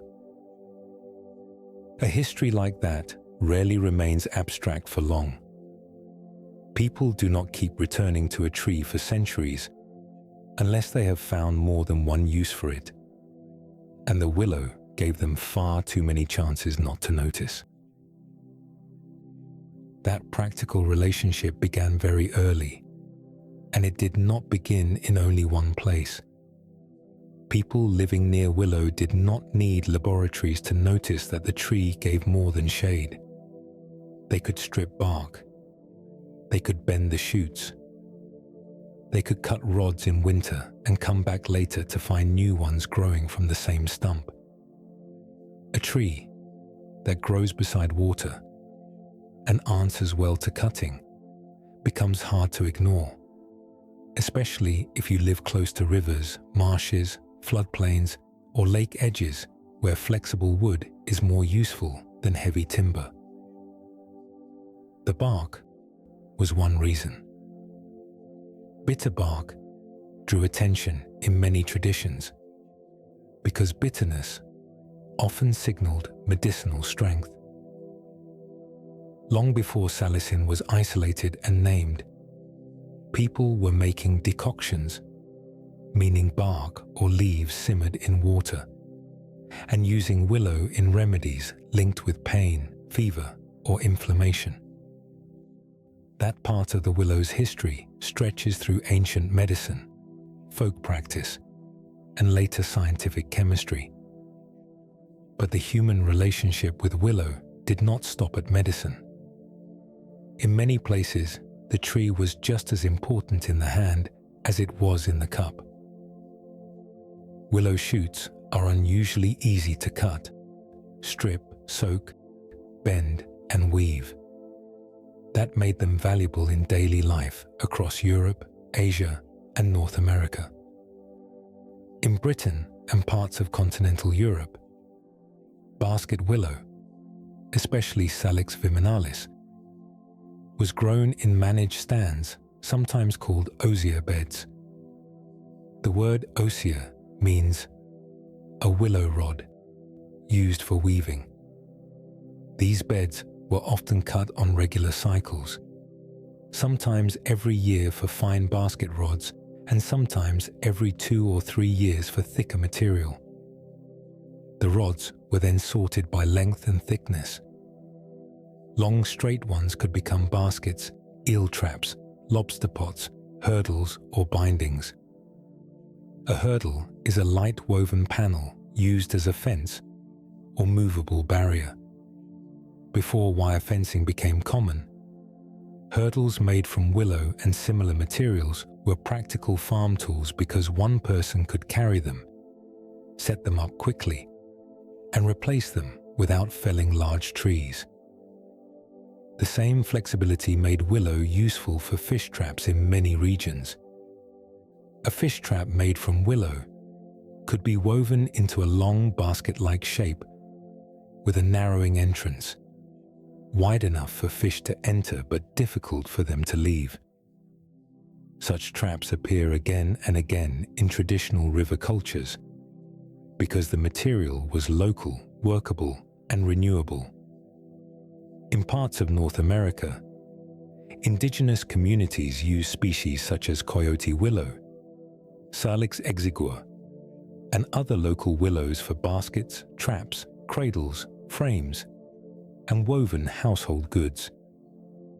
In the American Southwest and Great Basin, willow was often part of the practical material of everyday life, gathered, peeled, dried, and worked into strong light objects that could be carried and repaired. That renewability matters. A tree grown mainly for timber is usually valued for hardness, mass, and the long weight that produces both. Oak, ash, and beech can all become excellent structural wood, but they ask for time. A willow often offers another kind of value. It grows fast, responds to cutting, and returns quickly. If managed as coppice, meaning cut near the base so fresh shoots rise from the stump, Willow can produce usable rods again and again. Basket growers in Europe traditionally cut many willows during dormancy, often from late autumn into winter, when the leaves were down and the rods could be handled more easily. By the next growing season, the stool, which is the cut base left behind, would already be sending up new shoots. This made willow practical in a way many timber trees are not. It was not prized because it resisted the human hand. It was prized because it cooperated with it. A straight rod could be bent into a basket rim. A bundle of shoots could be tied into fence work. Fresh rods could be planted into damp ground to root and become living structures. In some places, people used willow for living fences or woven walls, pushing cut rods into wet soil and interlacing them while they were still supple. The result was not only a barrier, but a barrier that could leaf out, root, and remain alive. So willow often occupied a different category from the great timber trees. Oak might build a ship. Beech might furnish a hall. Willow more often solved nearer problems, quicker ones, repeated ones. It held fish, carried grain, fenced animals, bound roofs, lined banks, and returned after cutting. Its value was not grandeur. Its value was compliance, speed, and usefulness close at hand. A relationship like that changes the way a tree is seen. The willow becomes less a scenic object beside water, and more a working partner in the same wet landscapes where people lived, traveled, and built. A tree that grows back after harvest invites a different kind of attention from the start. It is not simply used once. It is entered into, managed, revisited, and after enough seasons of cutting rods, stripping bark, and watching fresh shoots rise from the old base, a more exact question naturally follows. Not whether the willow can survive being cut, but how deeply that ability is built into the tree itself. What makes willow especially unusual is that cutting it does not always feel like ending its story. With many trees, a cut trunk is mostly a sign of loss. A branch removed is simply gone. A stump left behind may decay slowly for years without doing much more. Willow often answers differently. Cut it at the right season, in the right condition, and the tree may respond with a burst of fresh shoots, as if the removal itself has triggered the next stage of growth. This is most obvious in coppicing. Coppicing is an old way of managing trees by cutting them low, usually near the base, and then letting new shoots rise from the stump. That stump, once it begins producing many stems again, is sometimes called a stool. Willow is one of the classic coppice trees because it responds vigorously. After cutting during the dormant season, often in late autumn or winter, a living willow stool can send up a cluster of new rods in spring. Those rods grow quickly, straight and flexible. Exactly the kind of material people wanted for baskets, hurdles, and woven work. In parts of Britain, France, and the Low Countries, coppiced willow was managed in cycles that could be very short. Fine basket rods might be cut every year. Slightly heavier rods might be left for 2 or 3 years. The point was not to let the tree become one large permanent trunk.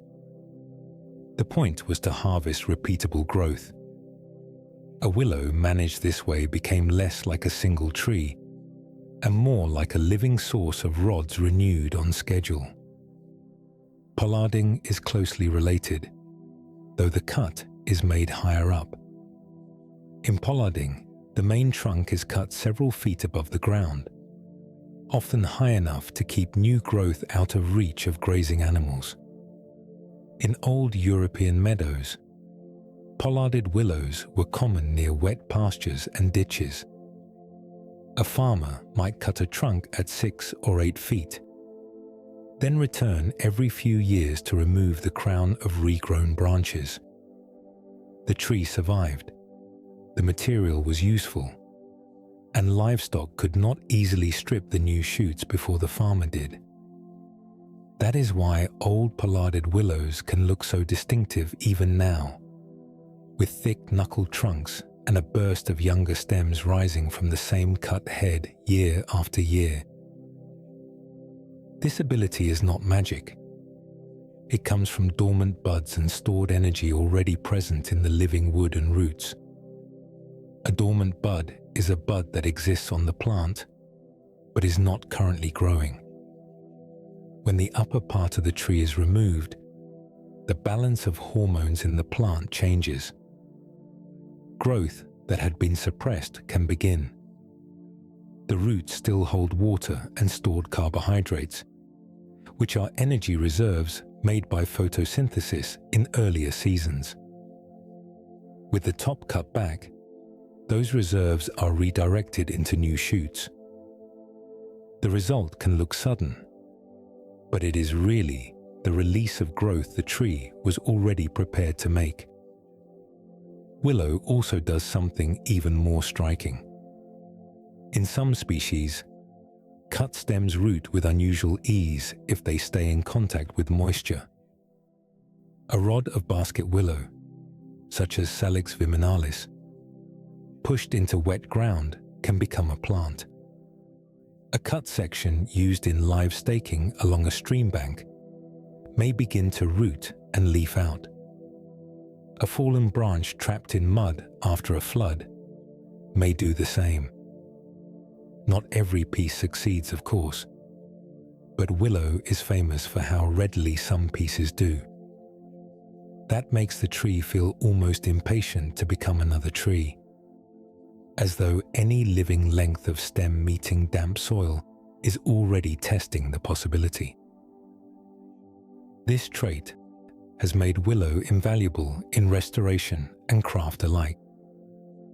A bundle of rods cut in winter could become baskets.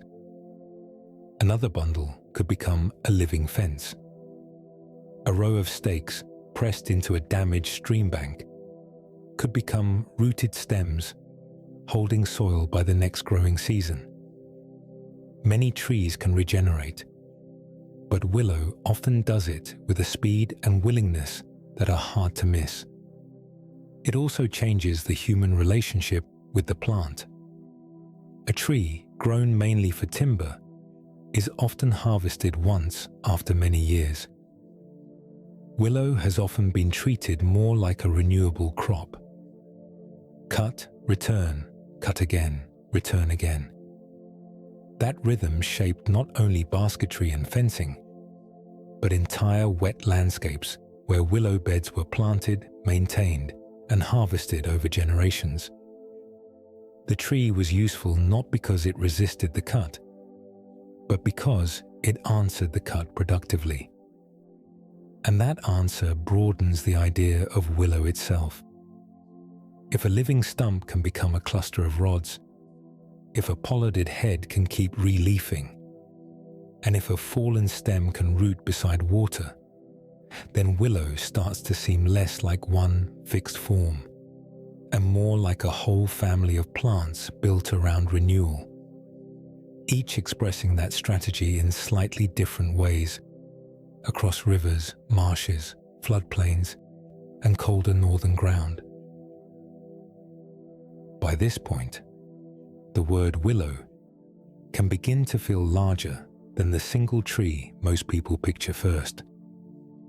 For many listeners, the image that comes to mind is still the classic weeping willow, a broad tree by a pond, long green branches hanging almost to the ground, a crown that seems to spill downward like water.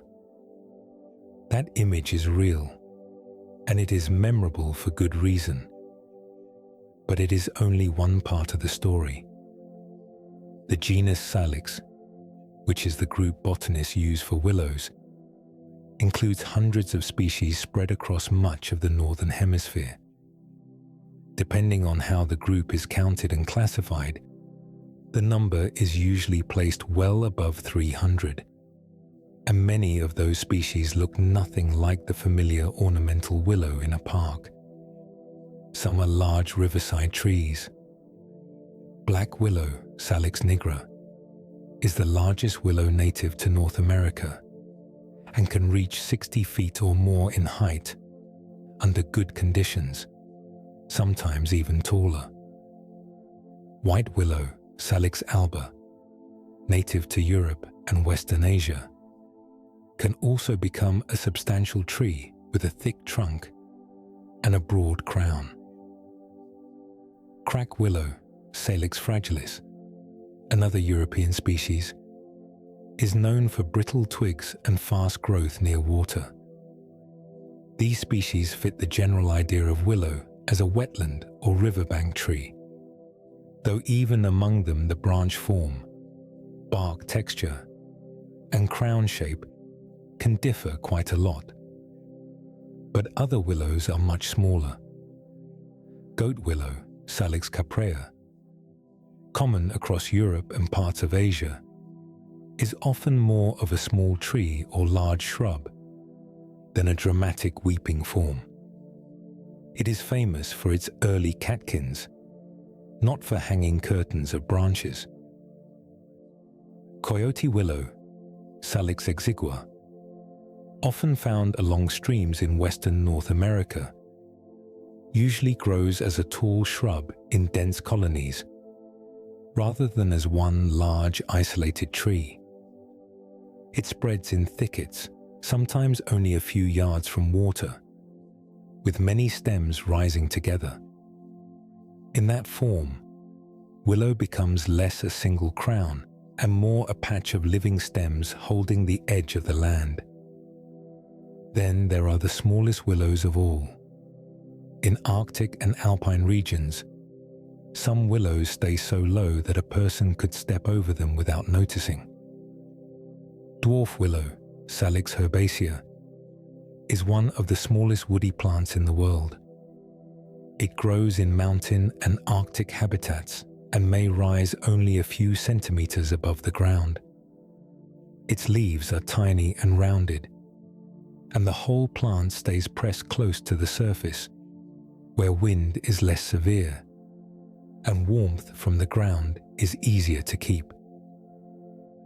Snowbed willow, Salix reticulata, and polar willow, Salix polaris, follow a similar pattern in cold landscapes. These are still willows, even though they do not resemble the parkside tree most people would recognize at first glance. This variation tells us something important. Not all willows weep.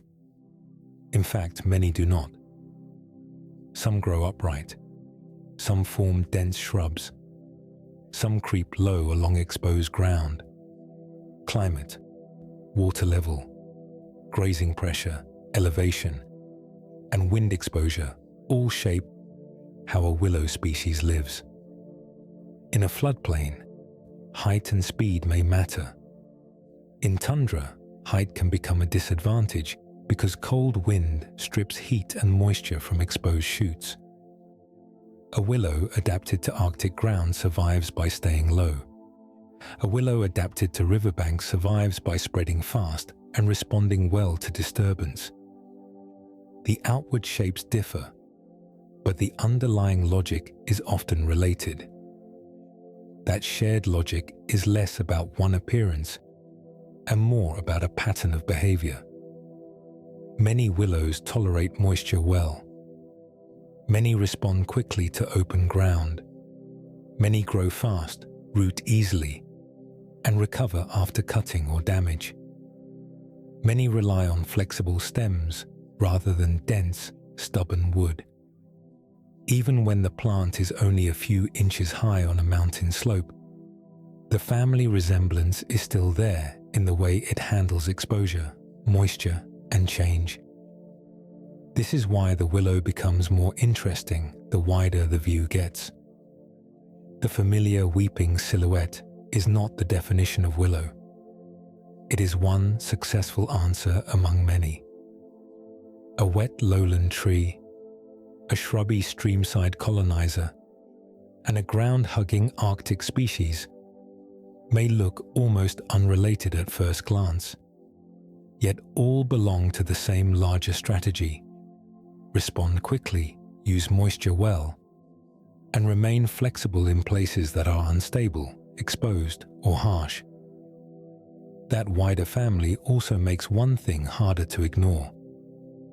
A strategy can be successful across many forms and still remain dependent on the right conditions.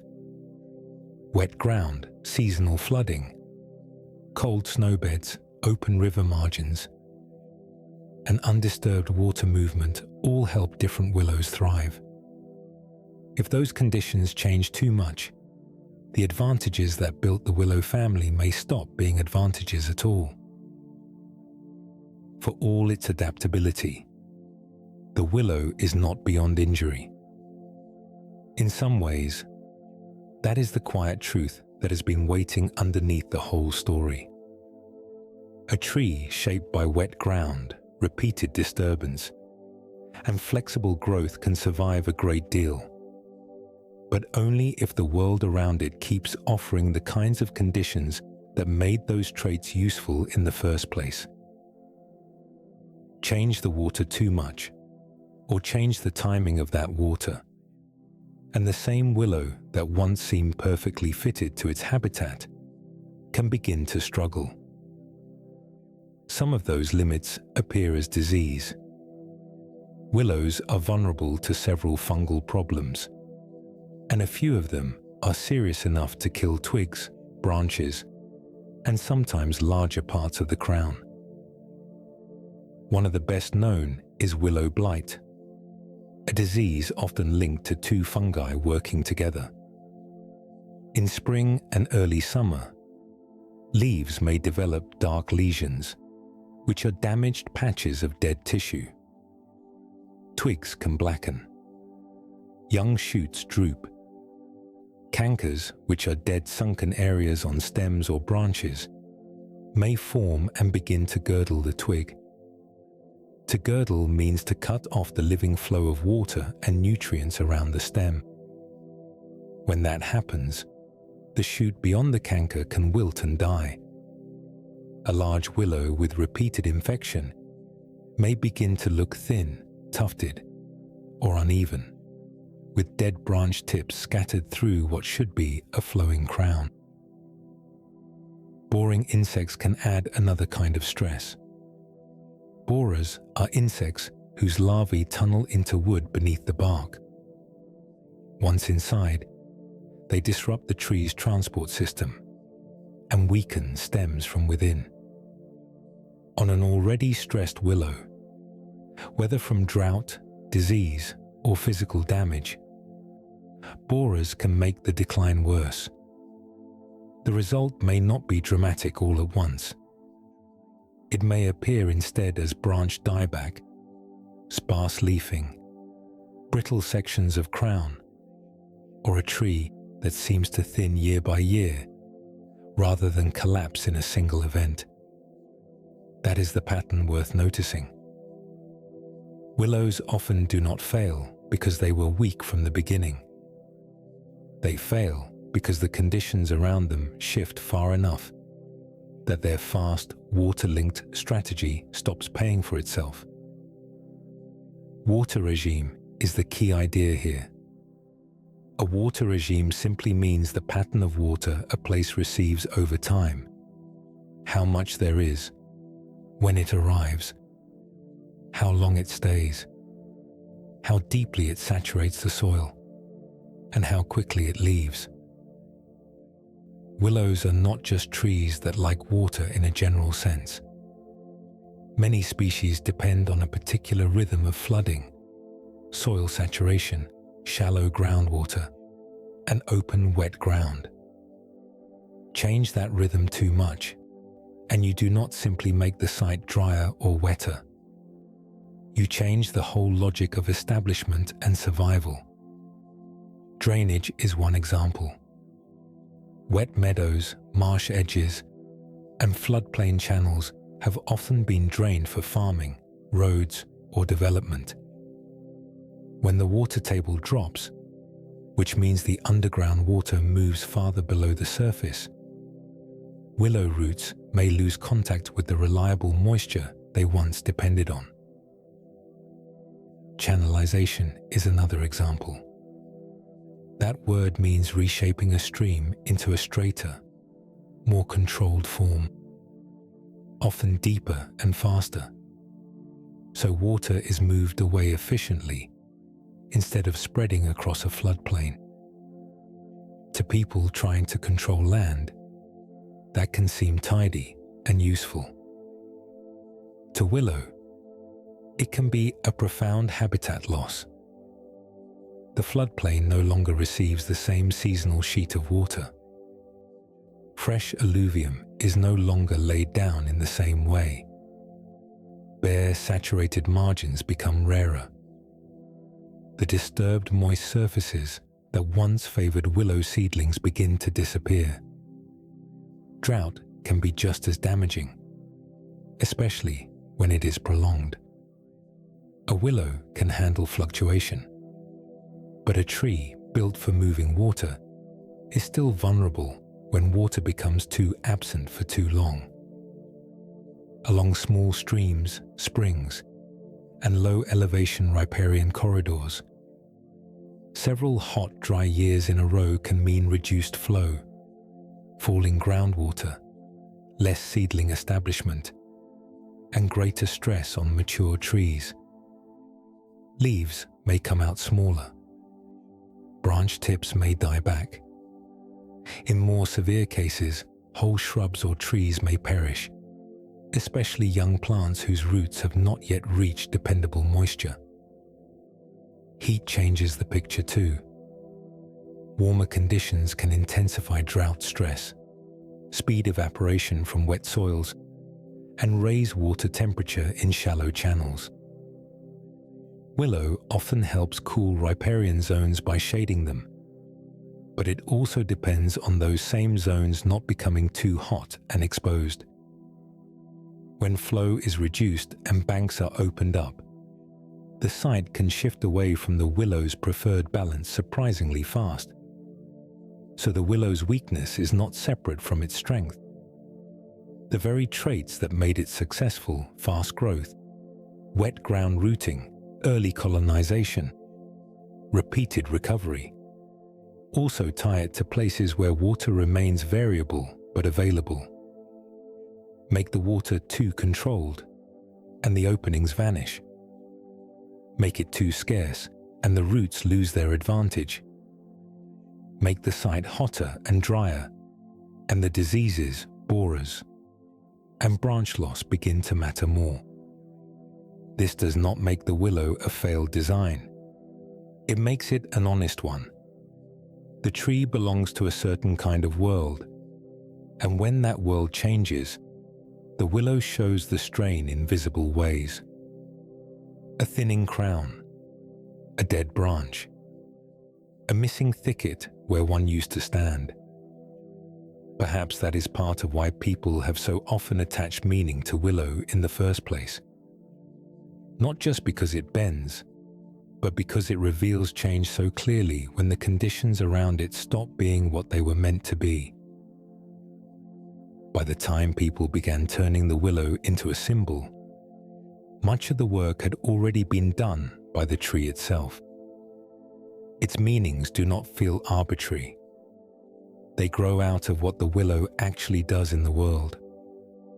A tree with long hanging branches beside moving water already looks different from a pine on a ridge or an oak in dry upland light. It leans closer to the ground. It bends in every breeze. It reflects in ponds and river channels. Its branches can look like curtains, hair, rain, or threads. Even before any poem or painting, the willow already suggests softness, movement, and time. That is part of why it has carried so much emotional weight in so many places. In Europe, the willow became strongly associated with grief and mourning.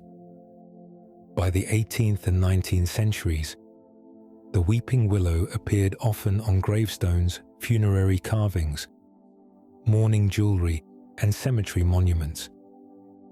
You can still see this in old churchyards and 19th century burial grounds, where a carved willow may droop over an urn or a broken column. The image worked because the tree already looks sorrowful to human eyes. Its branches hang rather than rise. Its outline seems to bow. Compared with an oak, which often suggests endurance or authority, the willow suggests yielding and lament without needing explanation. English literature used that same visual language. In Shakespeare's Othello, Desdemona sings the willow song, connecting the tree to sadness and loss. In Hamlet, Ophelia is described near a willow that grows aslant a brook, one of the most famous willow scenes in English drama.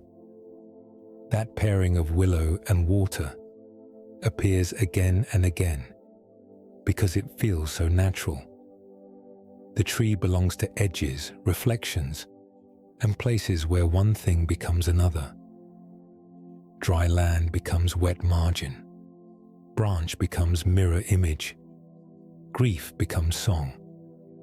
The same tree has carried different, though related, meanings elsewhere. In Chinese culture, willow has long been linked with parting, remembrance, and the changing seasons. During the Tang dynasty, which lasted from 618 to 907, poets often wrote of willow branches in spring as signs of departure or farewell. That connection was helped by the simple fact that willow leaves out early and grows near roads, canals, bridges, and rivers, the very routes by which travelers left. A branch bent by hand and given to someone departing did not feel like a random object. It came from a tree already associated with thresholds and movement. In painting too, the willow often appears in landscapes where water, mist, and distance matter. A cedar can dominate a skyline. A willow usually participates in a scene. It follows the bank. It drapes into the frame. It softens the line between tree and air. Because its movement is so visible, the willow seems less like a monument and more like a companion to weather. It does not stand apart from the passing day. It registers it. That visible dialogue with wind and water is what gives the tree its unusual emotional range. A rigid tree can become a symbol too, of course. Oaks can stand for strength. Laurels can stand for victory. But the willow does not symbolize through hardness. It symbolizes through response.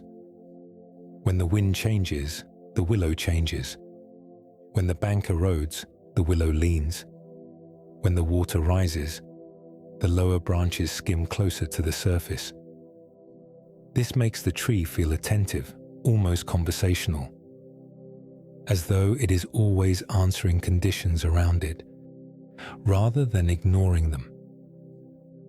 That is why flexibility becomes one of its deepest meanings. Not flexibility in the modern abstract sense alone, but literal branch flexibility, stem flexibility, ecological flexibility. A willow bends and remains alive. It grows back after cutting. It roots from fallen pieces. It returns after flood damage.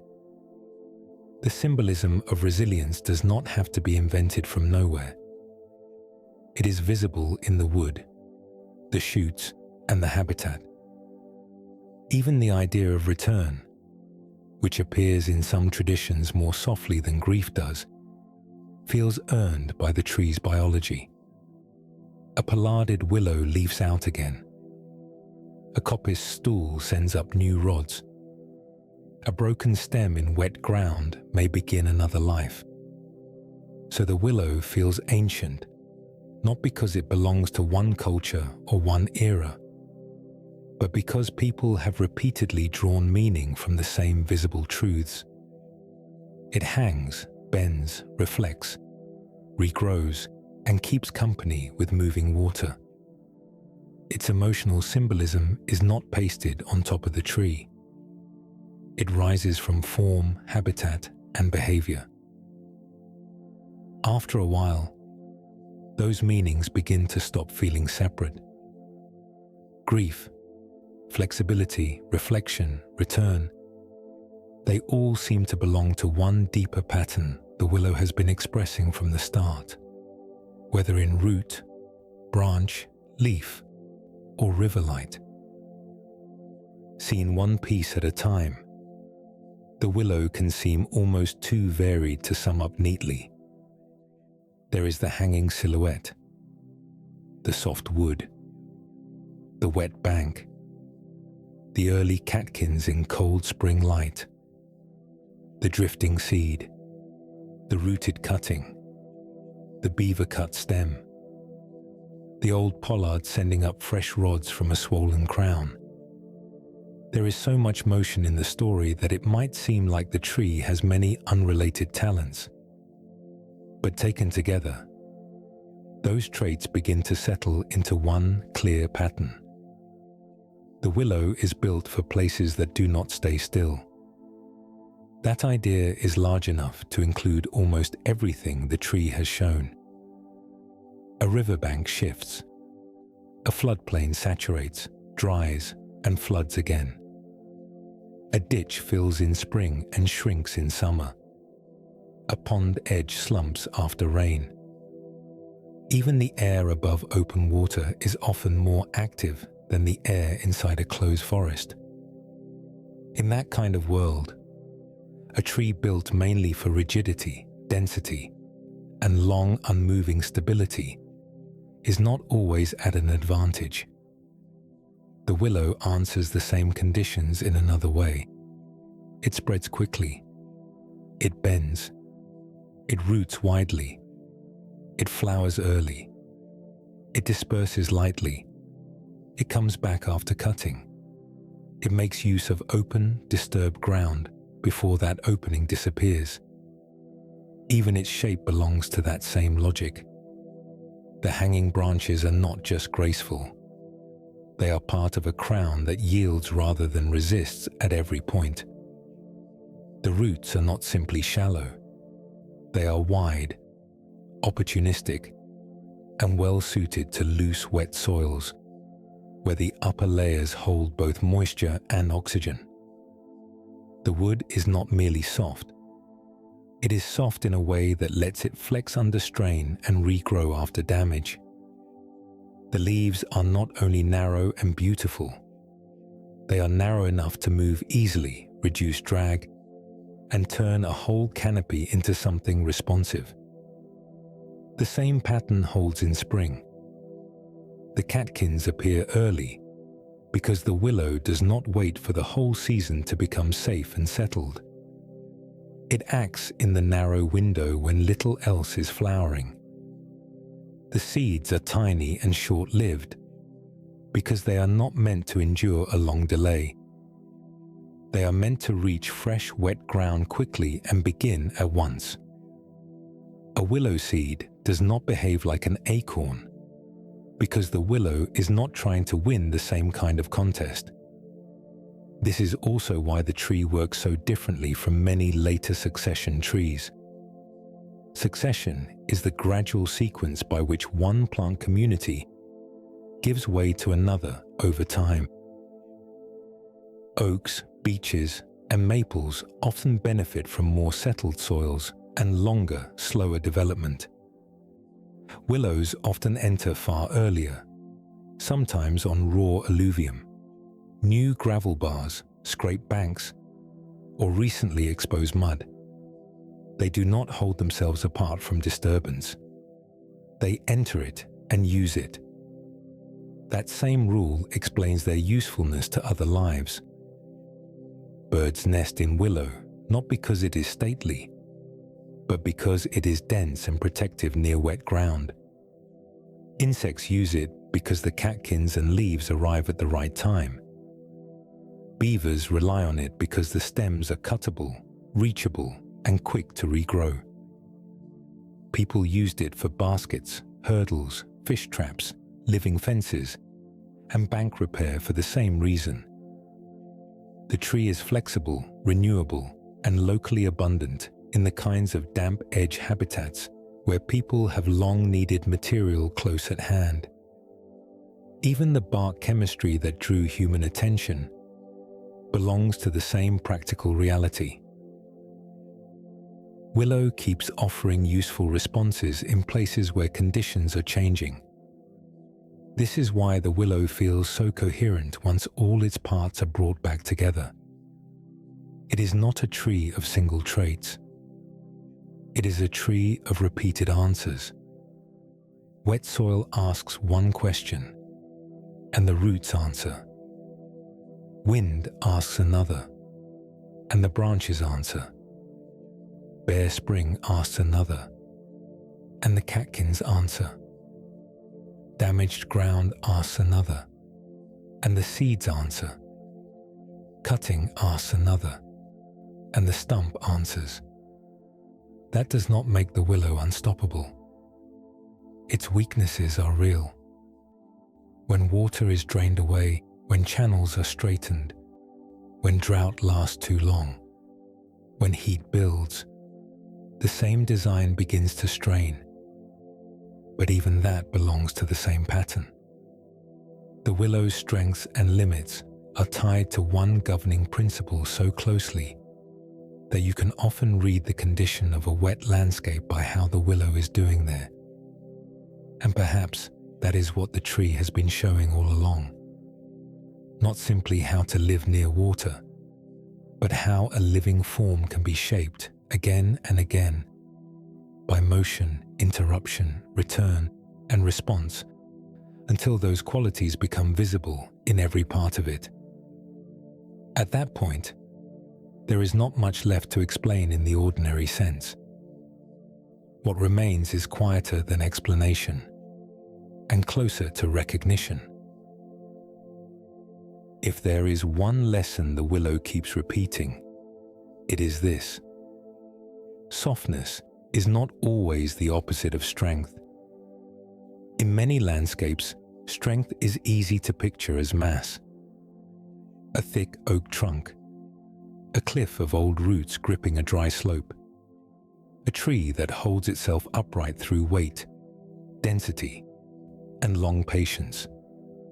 The willow offers another version.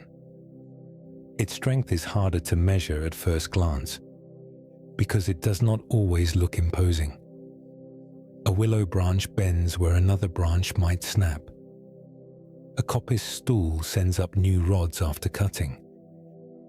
A rooted stem begins again from wet soil.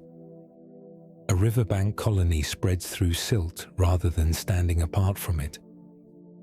The tree does not usually defeat force by overpowering it. It survives by redistributing force, yielding to it, and returning after it passes. That pattern has been there in every part of the tree. The hanging crown reduces the harshness of wind by letting air pass through thousands of narrow leaves and light shoots, rather than forcing one stiff surface to absorb the full push. The roots do not rely on one deep anchor in dry ground. They spread and braid through wet soil, holding what they can hold and expanding where conditions allow. Even the seeds follow the same logic. They are not armored, not built for years of waiting, not packed with the heavy reserves of an acorn or a walnut. They move lightly, land quickly, and begin again, where fresh moisture gives them a chance. That is why the willow fits so naturally into ecology, engineering, and symbolism all at once. In ecology, it survives in motion-prone environments, places shaped by flood, erosion, saturation, exposure, and repeated disturbance. It does not demand that the bank stop changing. It simply meets change earlier than many other woody plants do. In engineering, especially in stream restoration and erosion control, people have learned that living willow stakes and fascines, which are bundles of live-cut branches laid along banks, can help hold soil not because they are rigid, but because they grow, spread roots, and absorb shifting pressure over time. In symbolism, the same visible qualities have led people to read grief, reflection, flexibility, and return into the tree. None of those meanings had to be forced onto the willow. The willow invited them by the way it moved. Even its weaknesses belong to the same lesson. The willow does break. Limbs tear out in storms. Fungal disease can thin the crown. Drought can stress roots that were built for regular access to moisture. A species designed for motion is not guaranteed safety. But the story of the willow was never a story of invulnerability. It was a story of persistence through repeated adjustment. A heavy tree may endure by holding its shape longer. A willow often endures by giving up shape, regaining it, and living through many small losses that would matter more to a less flexible design. That is a very different kind of permanence. Not the permanence of stone. Not even the permanence of a great old hardwood standing unchanged in dry ground. The willow persists through repetition. New shoot after new shoot. Root after root. Flood after flood. Cut after cut. Return after return. It holds its place in the world not by refusing interruption, but by being unusually prepared to answer interruption with growth. You can see that in a pollarded willow in an old pasture, where a thick trunk carries a fresh burst of straight younger rods from an old cut head. You can see it in a black willow leaning over a river, after half the bank has already been carried away. You can see it in a stand of coyote willow thickening along a newly deposited gravel bar after spring runoff. You can even see it in the smallest Arctic willow pressed low against cold ground, surviving not by height, but by staying close to shelter and moisture. In every case, the form changes, but the principle remains. And so the willow was never only a tree to look at. It was never just a decorative shape beside a pond, or a symbol chosen because its branches happened to droop. It has been showing a way of living all along, a way built on motion rather than rigidity, on renewal rather than finality, on the quiet usefulness of bending before stress becomes breakage. That is why the willow lingers in memory so easily. Not only because it is beautiful, though it is. Not only because it belongs beside water, though it does. But because it makes a certain truth visible. Some forms survive best by moving with the world instead of bracing against it. Some lives hold together not through hardness, but through reach, adjustment, and return. And under evening light, with the branches shifting softly above dark water, and the air moving through the leaves in one last low whisper, the willow still seems to be saying exactly that.